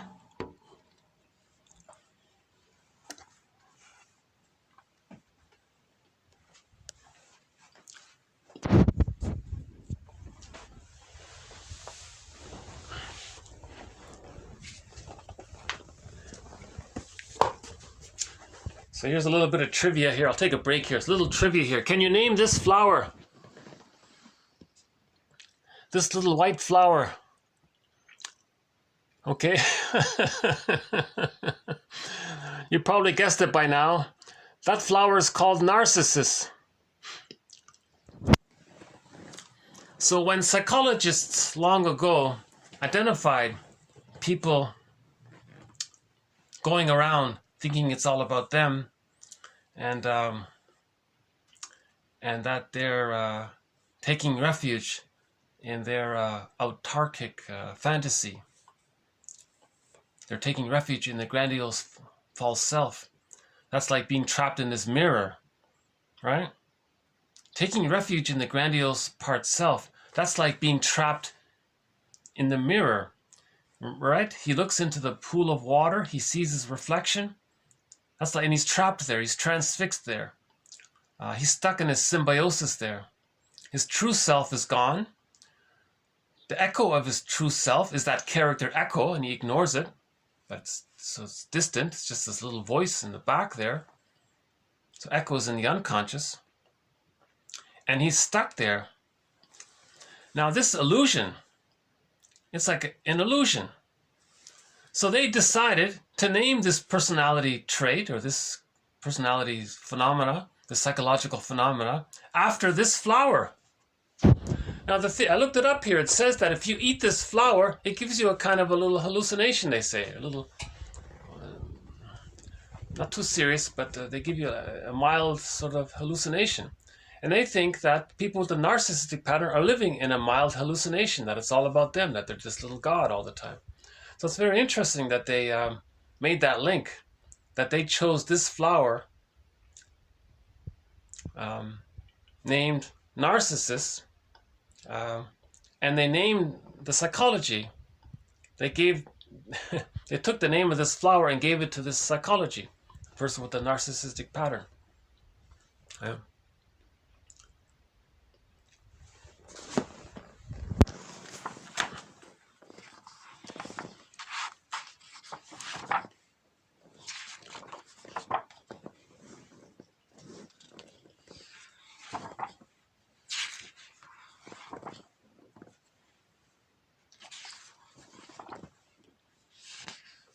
Yeah, I love this. I love these ones. I love the Asian art, to be honest with you. I really, But I love art from everywhere. I mean, I don't really mind where it's from if it's good art, you know. The Call of the Moose.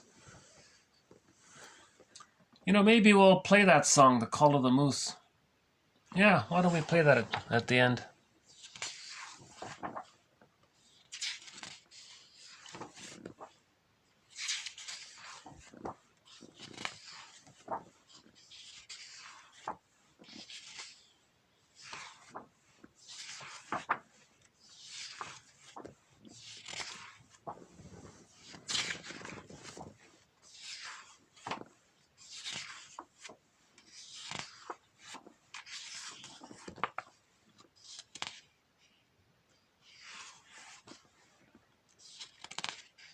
Yeah, that's a good one, right? The family there.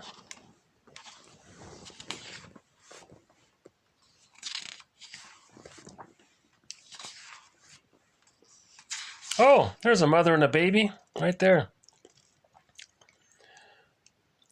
Hush, don't you cry. Go to sleep, little baby. When you wake, you shall have all the pretty little horses. Right?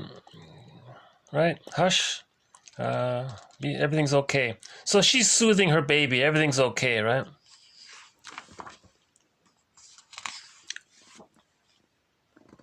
That's a good one. What's this? What's this one? Number 17. The Parc Monceau, Paris, Claude Monet. Oil on canvas, 1876. Yeah, okay. So Monet's not so bad after all. Okay. Yeah, that's a good one too. That's Van Gogh, right? See, this is my favorite Van Gogh one, I think. This one here. That's another one there. Number 11, Peach Blossoms. Chilled Hassam, called Peach Blossoms, 1859, oil on canvas. This one here, number 8, Garden at Vaucresson, French, 1868, tempera on canvas. I think we saw that last time already. You see, the Sphinx is a guardian, right? You see the Sphinx at one point, when you face your feelings become a guardian. You see? There's that one there.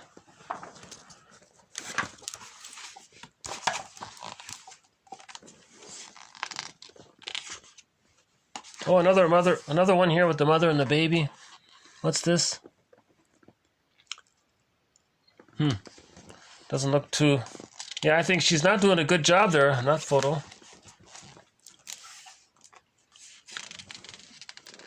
See, I think the baby should be lying with the mother. He's too young to be on his own there.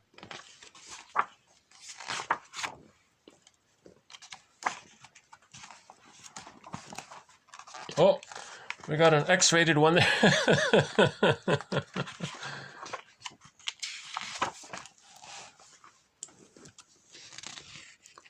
The Voyage of Life, yeah. Okay, the concept of time. You see, it's called the passage of time. Remember in the story, the Sphinx asked the question. The answer is, there's such a thing as time, the passage of time. What walks on 3? What walks on 4, then 2, then 3. That's the passage of time. The baby has no concept of time. You see? So there's the development there, that time exists, right? The baby doesn't understand that.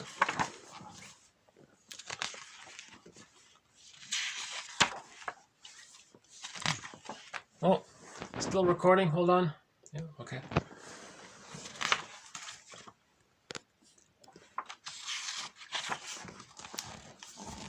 Yeah, I like this vase. Look at that. I saw this before. What a nice vase that one is. Qing Dynasty rectangular vase illustrating poems by Tao Qian and Su Shi. Yeah, that's a great one. See, you got the comfort of the wisdom of the poem, right? On one side, you got the comfort of the artwork, and it's symmetrical there.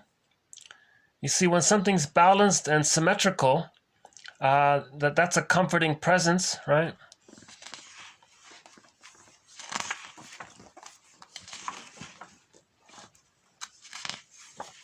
Back to that. Oh, there's the X-rated one there.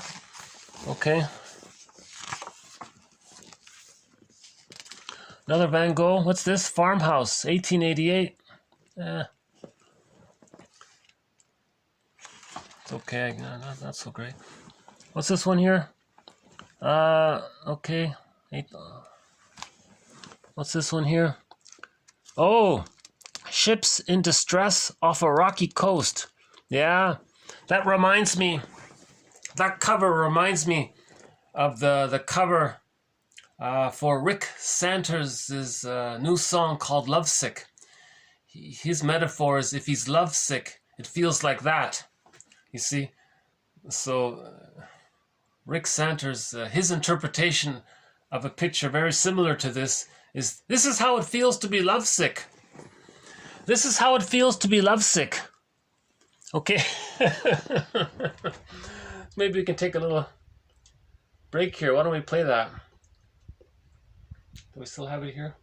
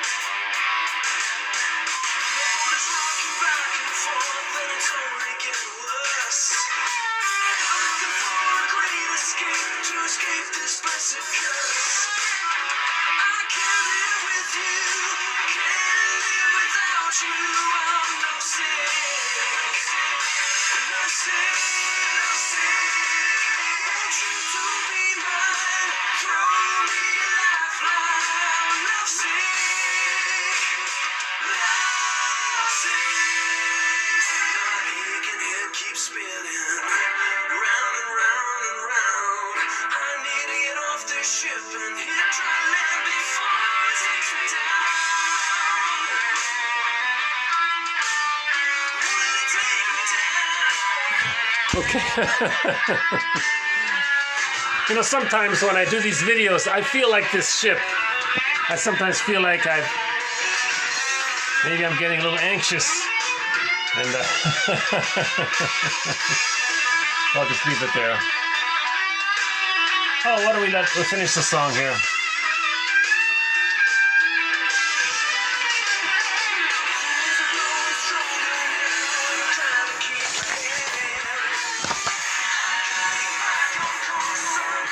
Wake up.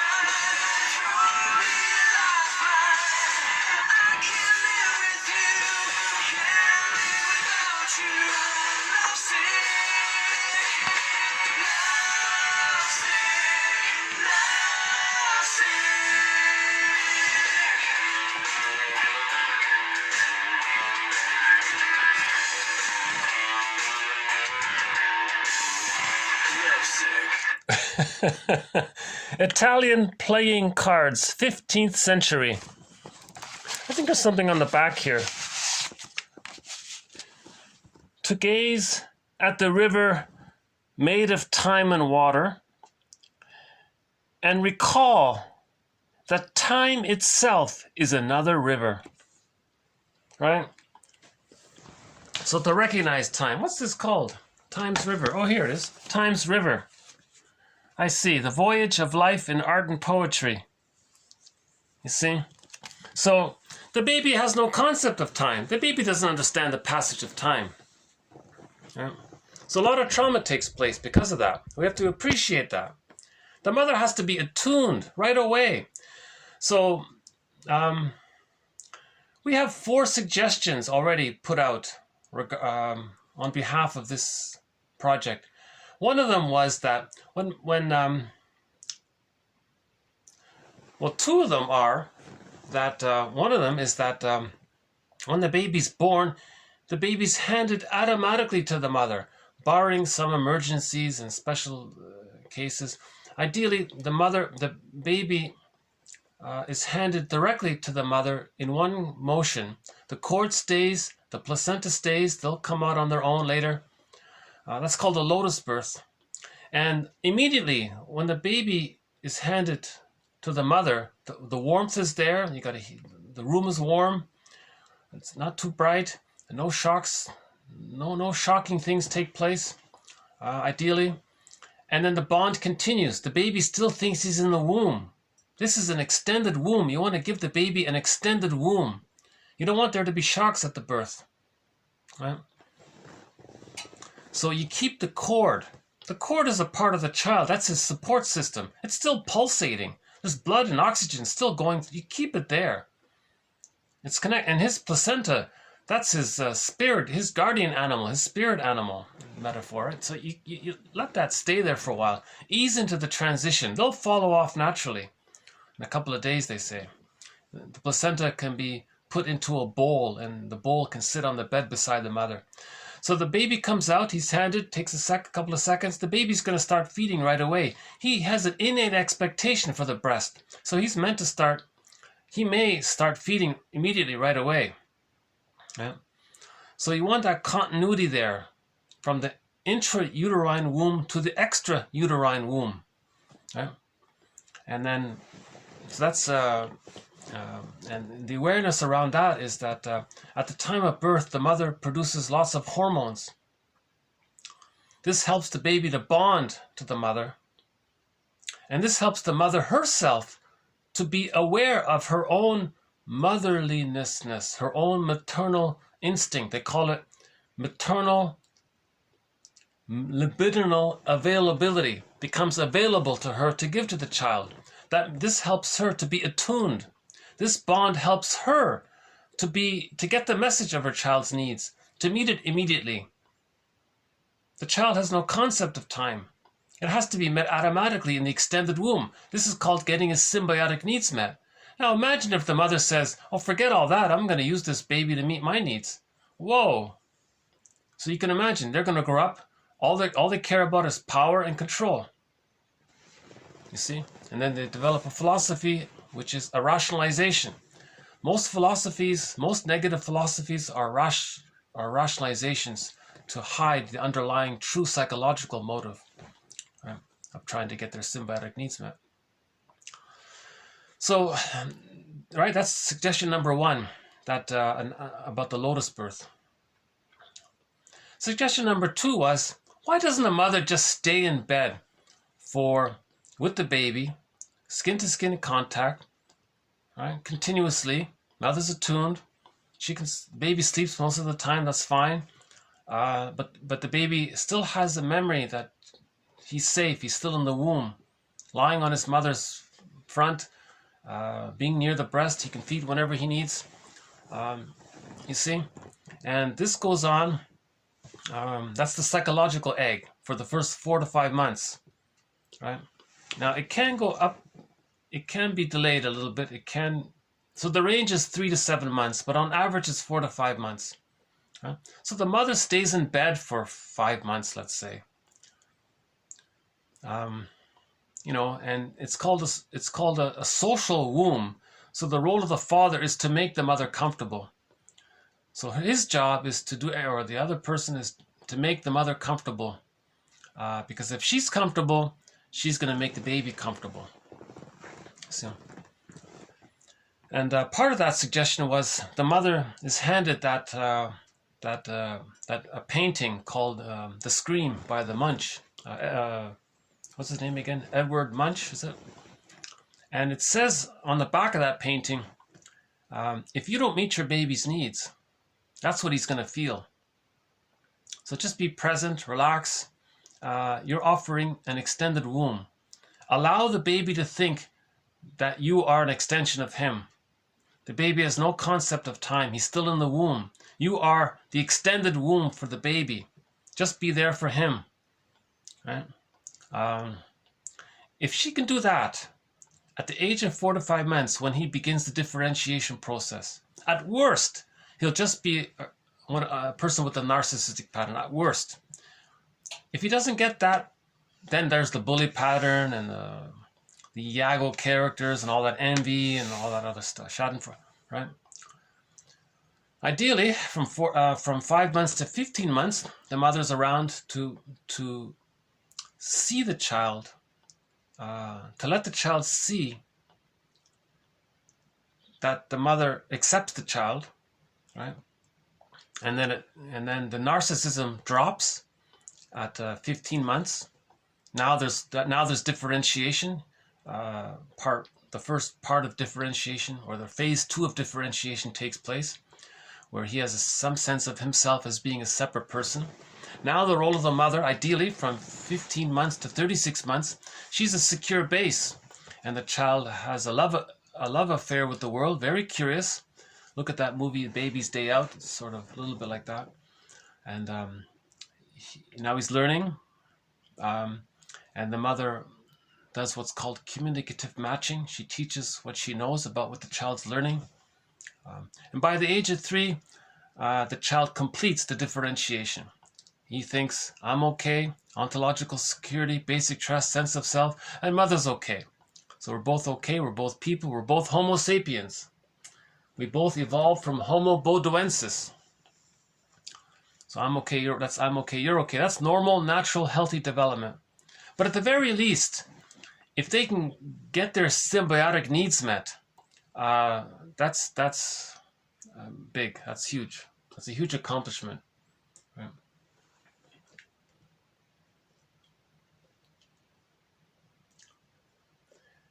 Yeah, lovesick. I sort of sometimes feel like that ship when I'm making these videos. Okay, so maybe we'll move on here.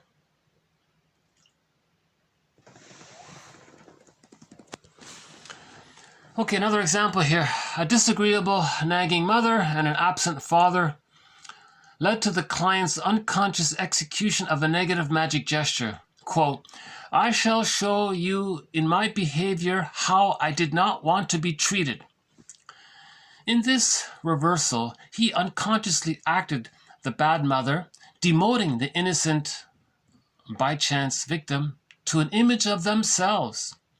In recreating the dependence in reverse, unconscious repetition compulsion, now seemingly actively dishing it out, whereas previously they themselves had been on the passive receiving end. they proved their alleged activity and narcissistic restitution. Okay, so pseudo-aggression, covering up, masochistic attachment to a refusing mother imago. Okay, so that's a good summary statement of all that we've been talking about so far, right?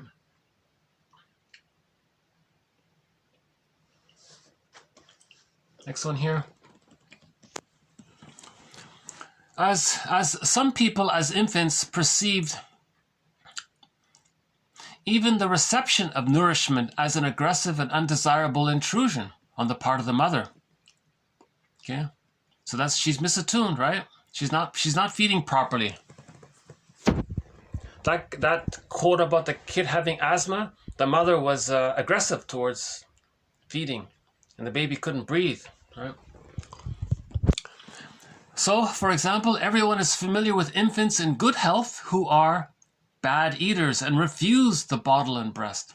These stubborn babies, okay, prefer to go on a hunger strike. Such children are playing for a greater stake than pleasure gain. The maintenance of the fantasy of omnipotence by taking refuge in the grandiose part self. Reality considerations carry no weight at this stage. Respect for facts is a late acquisition in the life of the individual. So if all of the baby has is infantile megalomania, he's clinging to that. If he's unloved, his true self gets squashed, what does he have left? He only has this autarkic illusion. Autarkic illusion, fantasy, right? This illusion here. He only has this, right? He only has that white flower. So he's holding on to that. So that's more important. He'll go on, he'll sacrifice his feelings because they've already been sacrificed. He's used to it, I guess.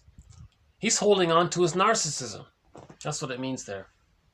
So people with the narcissistic pattern, their primary number one agenda is to hold on to their narcissism because they can't face the persecutory anxiety.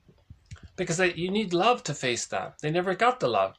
So they're taking refuge in the envy and the spite and the vindictiveness and the greed and the schadenfreude and the put down humor and the pessimism. They're taking refuge in all that. Pessimism gratifies infantile megalomania, right? Okay, so let's move on to do a little bit about money. Okay. Yeah, we have a song. Oh my God, a lot of songs here. Beatrice Deer plays a great song. She does there's a band, Unloved, is that right? Unloved or something? They play a song called Money. Now Beatrice Deer does a very good cover rendition of it.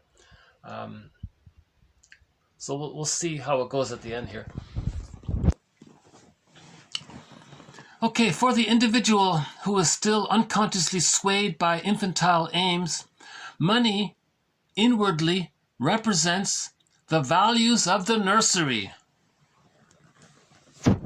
Okay, so if there's trauma at the breastfeeding, those needs, those values, that trauma gets transferred, displaced onto money.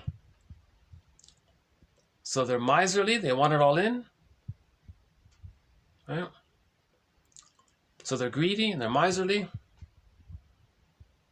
Because the baby wanted to get it all in. He never got it in. He never got it all in.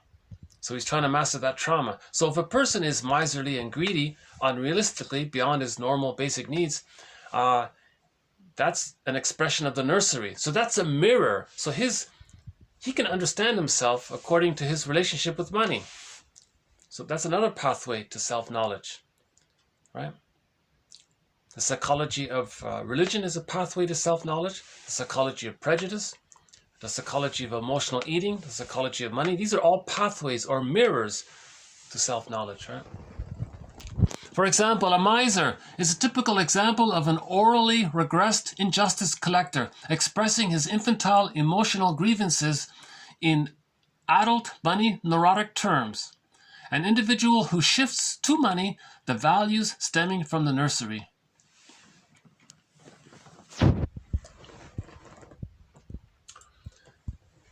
So we had that example in the core collection. There was this millionaire, billionaire guy, whatever. He was obsessed with nickels and coins. He wouldn't even give a homeless person a quarter or something. And he's a billionaire, right? So, because those coins represented when he was a child, coins, there was a lot of emotionality around coins in his household. So he's still clinging to those nursery, early childhood emotionality around it. Maybe when he was a child, he wanted the father to give him an extra quarter, and the father said no. So later on, he sees the homeless guy. Can you spare a dime? What? He's going to refuse that guy because he's going to project his wounded child onto that guy. He's going to identify with the aggressor, the rude father, and say no to him because he's trying to communicate, look, father in the mind, look how I rejected that poor guy. Well, that's what you did to me and I didn't like it and I'm showing it to you through my behavior. These are values of the nursery. Right? So by the way, a couple other examples. I know this sounds like an oversimplification, but hold on a sec. Maybe we can dig up that chart from Bergler.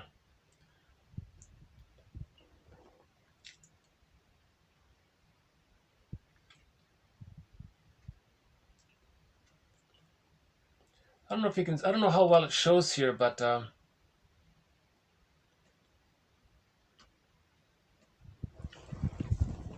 okay, this is from the book Money and Emotional Conflicts, one of Bergler's books.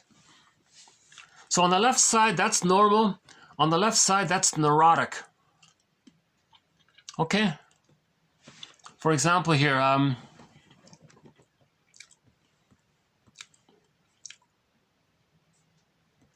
okay, this one here. Unjustified demands for money are warded off out of necessity in a matter-of-fact way. So if the person has to say no to an unjustified demand for money, well, they can say it normally. Well, that doesn't fit or whatever. But if it's neurotic, demands or requests for money generate fury, excitement, indignation. What? How dare you? Right? See, if someone asks their friend for a loan and they get enraged and fury and excitement, indignation, how dare you? Because he's operating from the infantile values where it's all about him and everything has to serve him. How dare he serve others? Because how dare the baby be there to serve the needs of the mother? So the money neurotic projects the refusing mother onto a reasonable request by his good friend. And how dare you? So that's a hitching post, right? So he's saying to his mother in the mind, look, mother in the mind, this person's been a good friend for me for decades. And one time he's in a bind and I'm enraged. I'm trying to show you my childhood scene with you, basically. Money is a means to an end. Okay, that end. Okay, the acquiring of things and desires. So it's just a functional thing to go shopping. But for the neurotic, oh no, I got to hoard. I got to take it all in. Money is the end. Right? Money becomes the center of life. Everything else, my health, love, hobbies, recreation, contentment. Oh, forget all that. Money, it's got to be money, right? So that's neurotic. Okay, normally one tries to make money, yes, as best he can, okay, as much as he can if it's right within his, but not by sacrificing his health, his love, his hobbies, his recreation, his contentment. You see? Money has no infantile strings attached to it. In neurotic, money is a blind for continuing infantile conflicts now repressed. You see? So people can use money to express their babyhood conflicts. Right? The last one here, the phrase, quote, I can't afford it. Okay, normally that's maybe just a simple statement of objective fact. He can't afford it, okay? But in a neurotic case, if he's saying, aha, I can't afford it. Yes, I have maintained my masochism. I'm showing up my mother, my disadvantaged condition, things like that. So we can transfer the value of the breastfeeding scene into the present in the way we deal with money. So you can, I think there's a proverb, you can learn about yourself by looking at your relationship with money. I'll have to look that up. I forgot about it.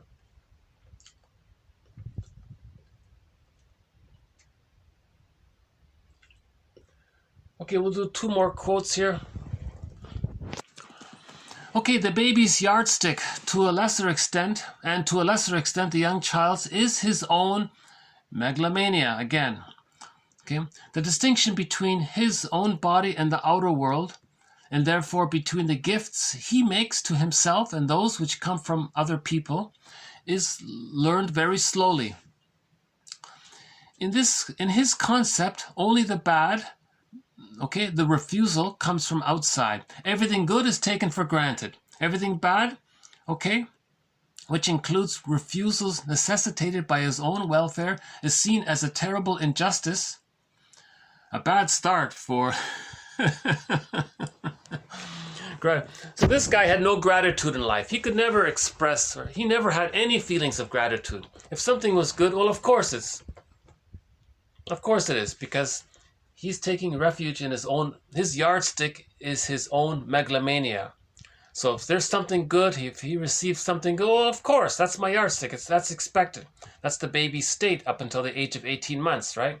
So he's traumatized prior to the age of 18 months. So if there's something good, he doesn't say thank you. He says, well, of course, that's normal. That's expected.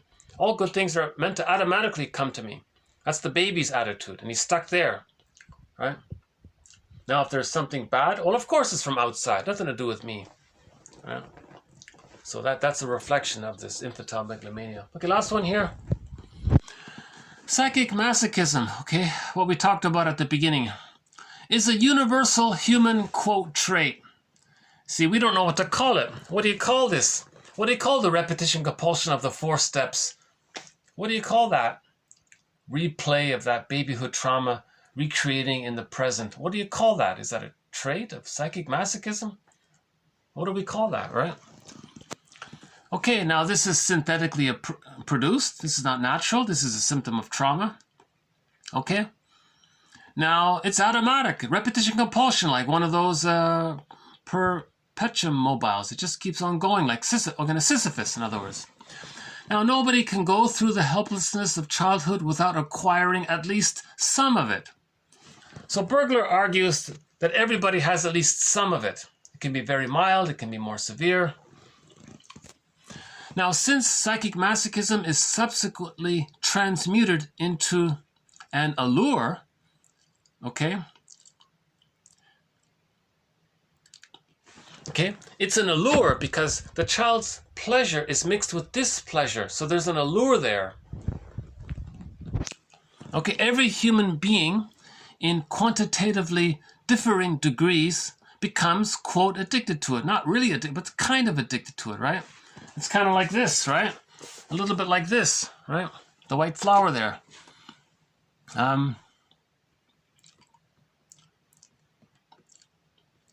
Many philosophers have deplored the shortness of life and the small share of happiness it offers in comparison to the large doses of suffering it entails. If they had been aware of the existence of that inner org, the superego, okay, if they had been aware of that one, let's see, if they had been aware of the unconscious. See, philosophers deny psychology. You see, philosophy is a defense mechanism against psychology. A lot of these philosophies are there to deny this. They don't want to be aware of this. Okay? The bully pattern, their philosophy, they don't want to be aware of it. The narcissistic pattern, they don't want to be. So a lot of philosophies are a defense mechanism against psychology, right? So he's saying here, if these philosophers had been aware of the unconscious, the superego, the unconscious conscience, that I there in that photo there, Okay, their formulations of regret or pessimism would have been considerably more succinct, reduced. Okay, one is better off knowing what it's all about than merely being Sisyphus. One is better off knowing this. You're better off knowing the truth. The truth will upset you free. So you're better off with the truth because the truth will upset you free. There are exceptions, but generally speaking, the truth will upset you free. It's better than being Sisyphus, living the unlived life. Yeah. Sisyphus is the unlived life, just repeating it over and over again.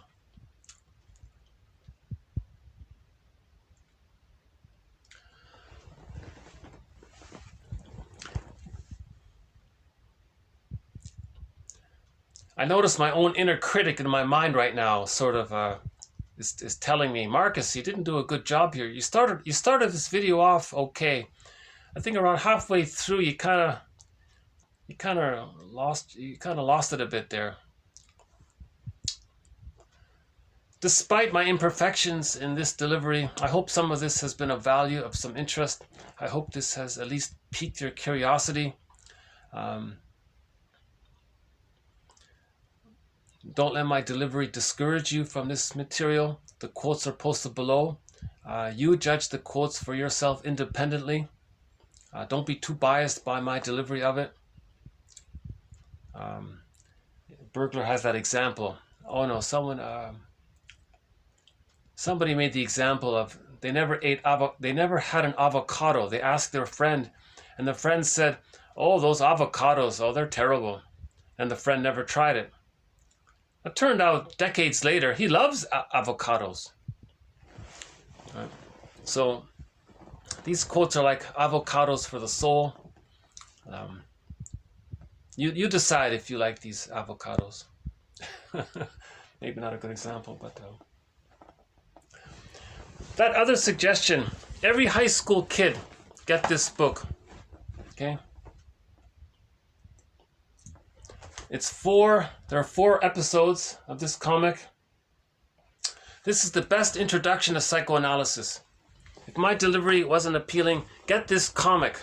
That's the best introduction to psychoanalysis. Right. So I guess I'll just wind down here. I mentioned earlier that I was going to play a song in relation to something. What was it again? I forgot. Let's see if I can jog my memory here. What was it? Oh, the Moose, yeah! Oh, the Moose. Okay, give me a second. Let's play Willie Mitchell's song, Call of the Moose. That's a great song. Might take me a minute here. Okay, hold on a sec. Look at the tiger. Okay.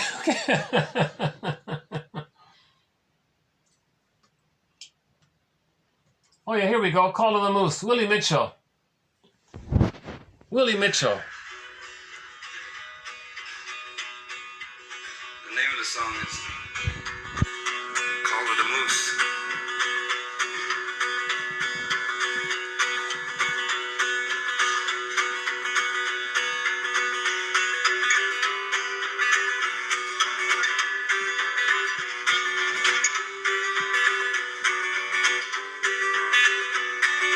Listen to the older folks, to what they have to say.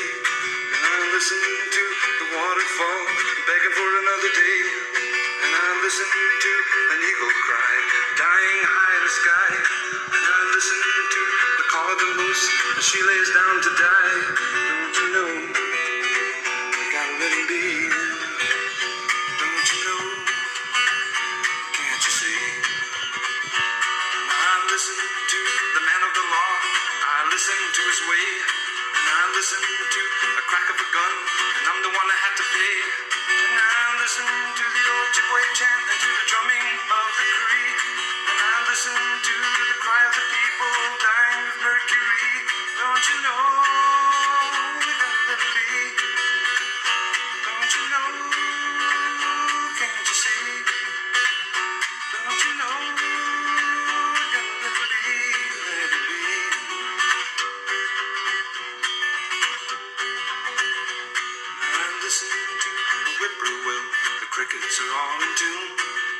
listen to a dying tree and to the whistling of a loon. And I listen to a howling wolf echo throughout the night.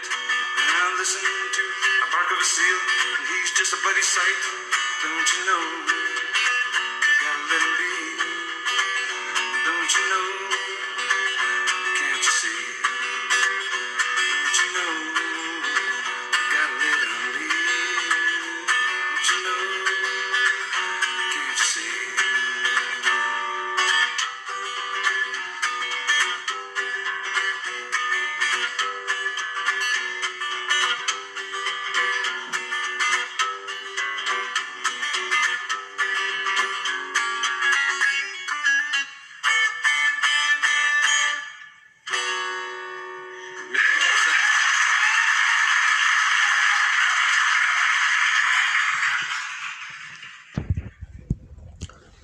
Okay, so thank you very much.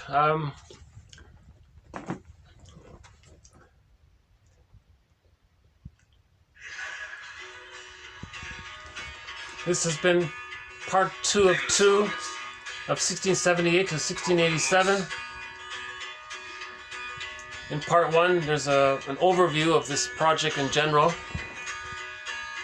In this video, we discussed some of Edmund Bergler's theories. We started about the jargon, how it's difficult to put words to unconscious phenomena. The term psychic masochism is Edmund Bergler's attempt to describe the phenomena of replaying those 4 steps. How that's like a mirror for us to see the reality that maybe when we were a baby we didn't get our needs met because the mother was misattuned. So we forgive the mother. We recognize that she didn't get her needs met, so it's understandable. If the mother did get her needs met, of course she would have met the child's needs, and the mother did her best. That's not a cliche. There were blessings.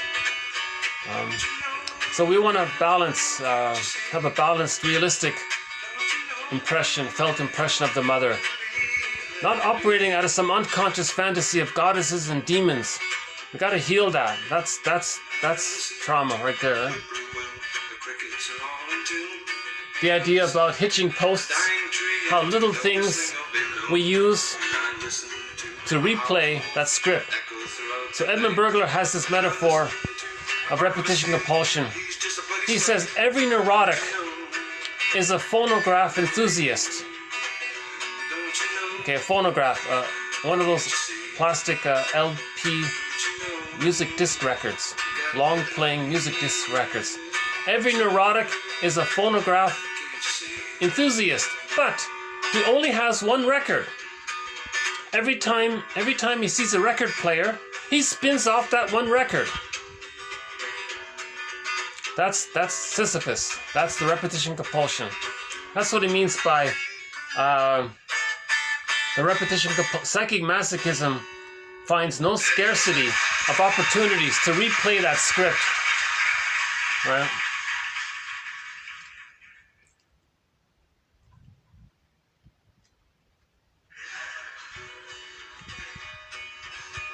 We talked about the case study of Mr. I there, the jealous guy, right? He replayed that script. The script, he wasn't loved, gonna be abandoned, mother's gonna leave him. So he manufactures that opportunity. He accuses his wife of flirting with the mechanic, and he replays it. Now he's gonna be active, because when he was a baby, he couldn't be active, so he's trying to get a better outcome. This is called pseudo-aggression. Now he takes pleasure in this because pleasure and pain got mixed up. That's what he means by being mildly addicted to it. I think that's what he means by it. Okay, we have to appreciate how the baby takes refuge in his infantile megalomania, the grandiose part self.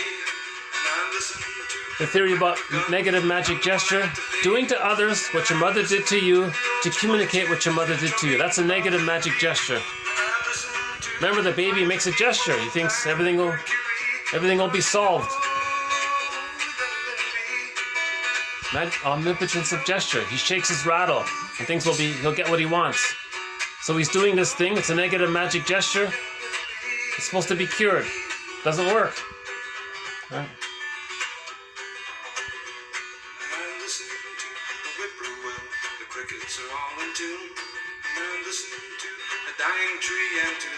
Here we did a little bit about the money one, how we can transfer the values or the needs and the wishes and the pain and the issues and all that happened around breastfeeding.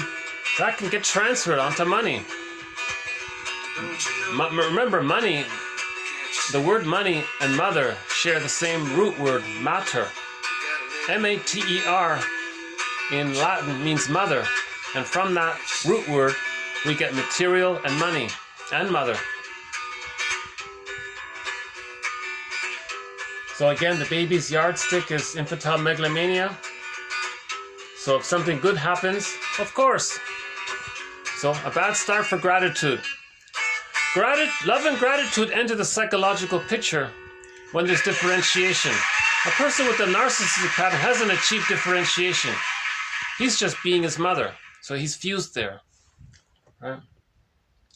And the last point here about and the last one here about the name of the song is Call of the Moose.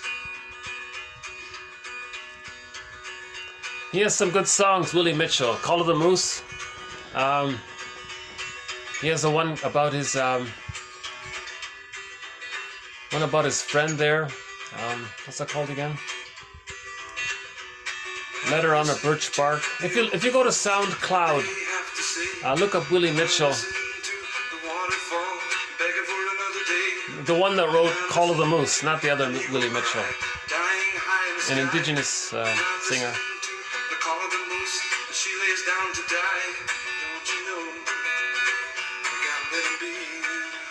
And the last one here about would you rather be aware of this and maybe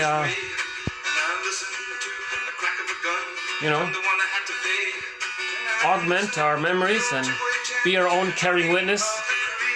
Man's main task is to give psychological birth to himself. Or is it better just to be like Sisyphus? But remember, Sisyphus had an unlived life. He was negative and bitter. Sisyphus becomes a curmudgeon-laden life. Bitter, miserly. They're stuck. A curmudgeon is stuck. Right?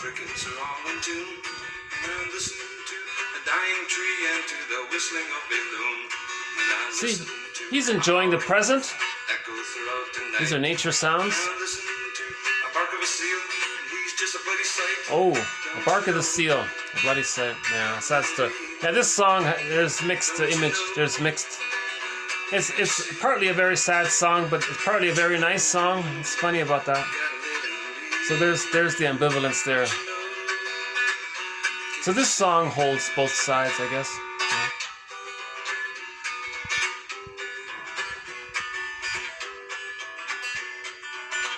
Yeah, it's a personal song for him, and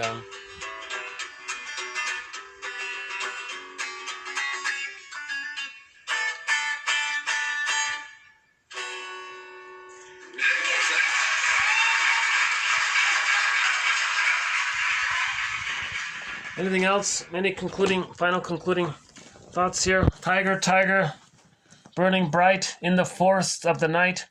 What immortal hand or eye could frame thy fearful symmetry? So you know this poem, right? What mysterious force invented the tiger? What natural mysterious power, evolution like this? Like what's the force that made us evolve from Homo bodoensis?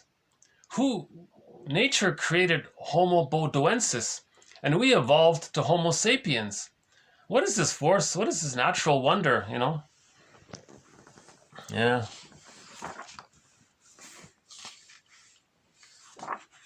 Yeah, there's the horse, huh? Yeah. Okay, take another little glimpse. Let's see if that eagle. Let's see if that eagle flew here. So in this area, there's a sea eagle, the yellow-beaked sea eagle called the Steller's eagle. He's in this area. He's very welcome to come by here. He can have that whole tree if he wants, you know.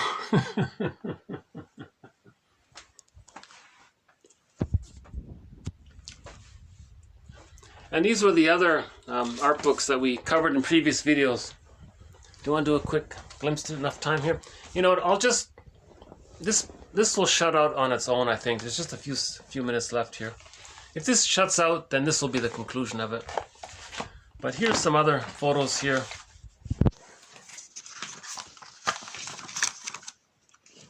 Oh, what's this here? 1515, oil on wood. Yeah, look at that. Oil on wood. That looks nice. You see it okay? That's a nice one. Okay, it's called The Penitence of Saint Germone by somebody named Joachim Patiner. Okay.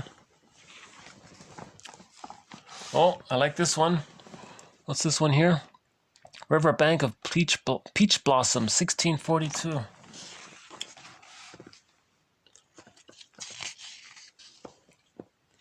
One about a swan. Tell me, O swan.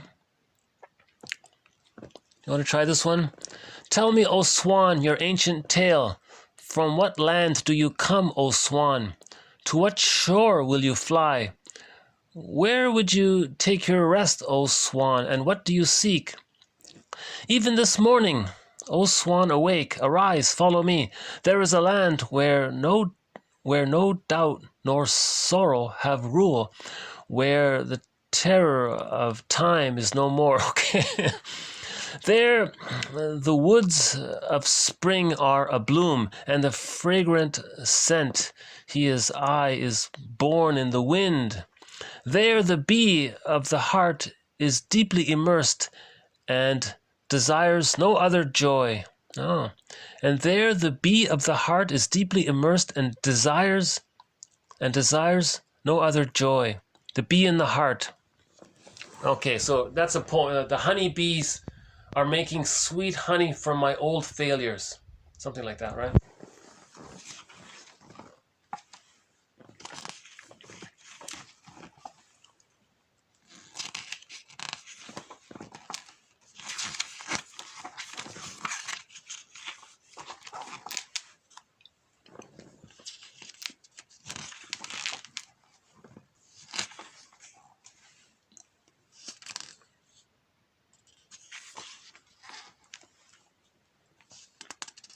(1933).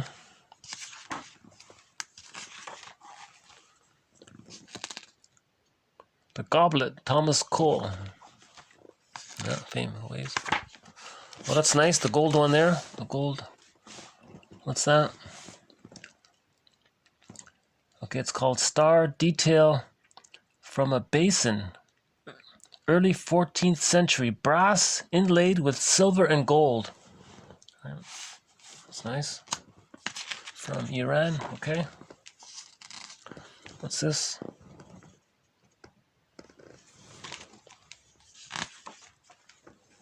Yeah, stained glass one there. Oh, the birds. Okay. Parrots and magnolias. Detail from a leaded glass window. Okay, 1910, New York City. Okay.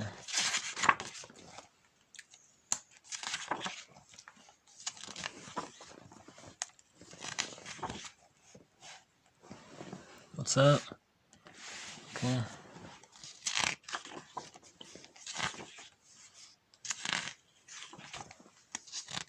This comes up a lot, this one. Oh, there's that horse one there. Oh, there's that one there. Yeah.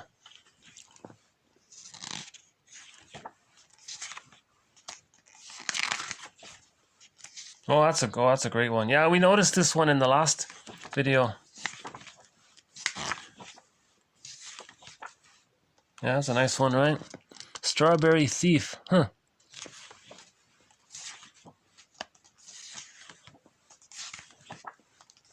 That's nice, huh?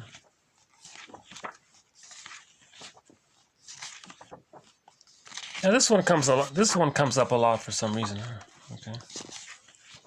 Well, that's a nice one. Look at that. The gold, huh?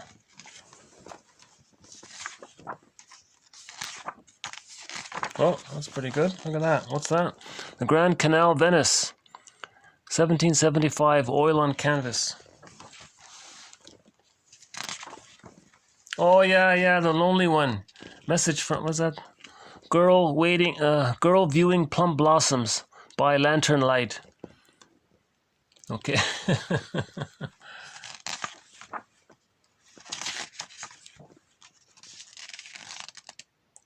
The song turning back into its... Oh, yeah. That's a good one, eh? See, San Francisco, right? That's a good one, right? See, they got... See, there's the Golden Gate Bridge, the Chinatown. See, there's some famous park there, right? In San Francisco. That's a good one, eh? Of San Francisco. That's a nice one. Yeah, there's Picasso. Cypresses. Wheat field with cypresses. Yeah. That's a good one. Oh, there's an X-rated one. Okay. Oh, yeah, this is a good one. Yeah. The bathing pool.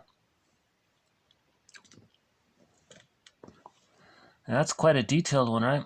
Hubert Robert French, 1733, oil on canvas. Can you imagine making that with oil on canvas? Jeez. Oh yeah, I dwell in possibility. Emily Dickinson, I dwell in possibility. A fairer house than prose, more numerous of windows, superior for doors, of chambers as the cedars, impregnable of eye, and for an everlasting roof. An everlasting roof. Okay? Possibility, healing. Okay? Of visitors, the fairest, for occupation this, the spreading wide my narrow hands to gather paradise. So she's saying, if you have the attitude of lifelong learning, if you have the attitude of being open to learn, right? How do we have access to our conscious ego if we're so stressed? If the amygdala is enlarged and we're always so stressed, how do we calm down so that we can read and learn and absorb some of this material? How do we calm down? How do we become aware that we're stuck in some kind of fight or flight mode and we're stuck there? You know, how do we calm ourselves down so that we can start reading and then go that way, right? So that's a lifelong journey. This healing. Klein says nobody ever achieves perfect integration.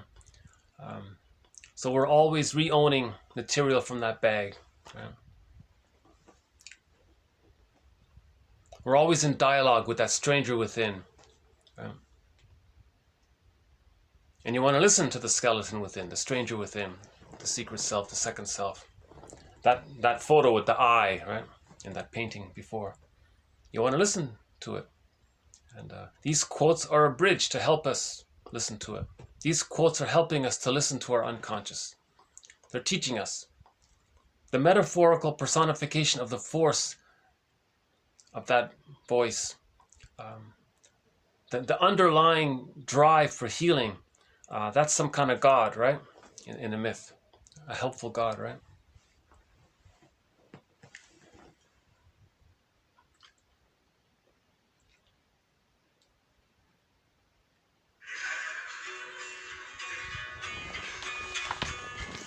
The name of the song is Call of the Moose. Well, this one we did already. Okay, why don't we try...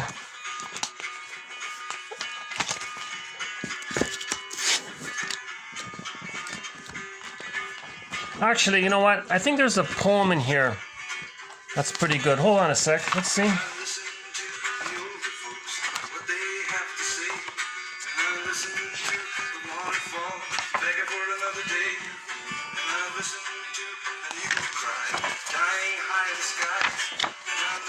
to the call of the moose as she lays down to die. Don't you know? Gotta let it be. Don't you know? Can't you see? I listen to the man of the law. I listen to his way. I listen to the crack of a gun, and I'm the one that had to pay. And I listen to the old Chipway chant and to the drumming of the creek. And I listen to the cry of the people dying with mercury. Don't you know? Don't you know? Can't you see? Don't you know?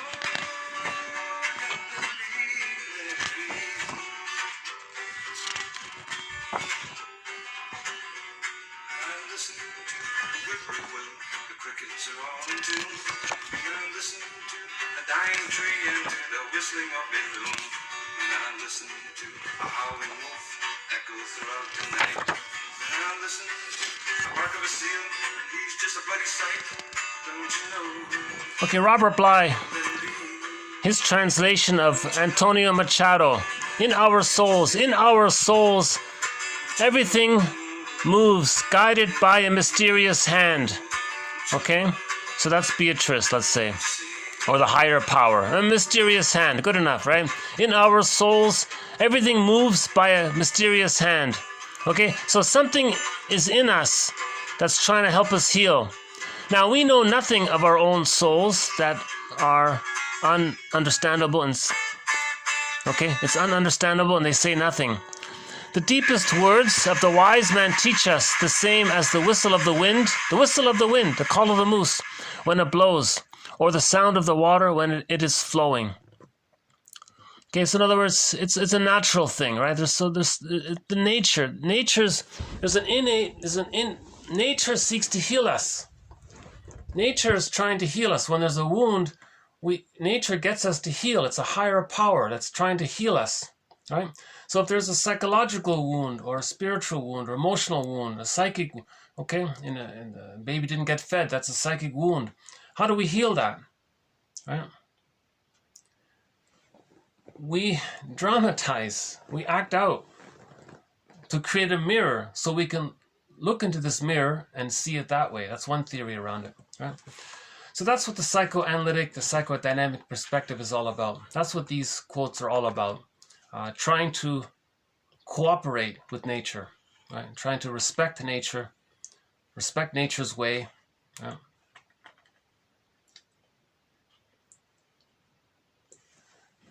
I still have a few minutes here. I thought this is gonna cut out any minute. Should we play Nature's Way? Hold on a sec. Might take me a minute. If you haven't heard Nature's Way, now it's a very good song by the band Spirit.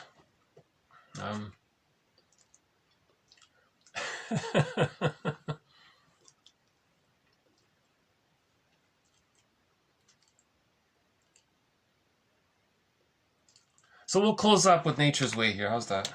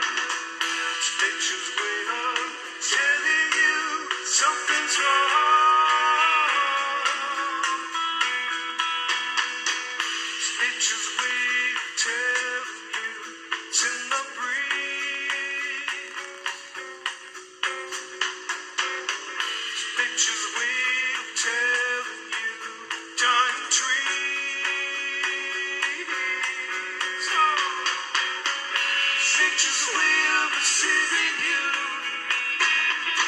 Snitch's way of retrieving you. Yeah. Snitch's way of telling you something's wrong. It's snitch's way, it's snitch's way. Snitch's way, snitch's way.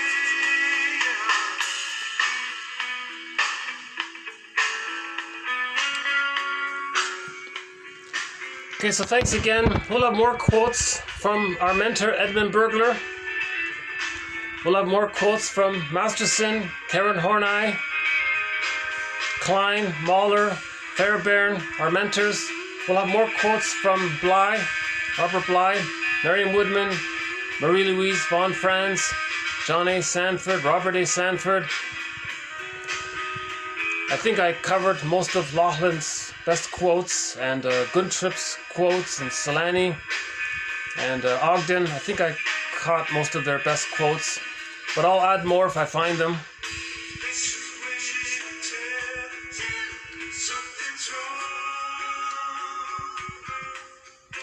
And I'm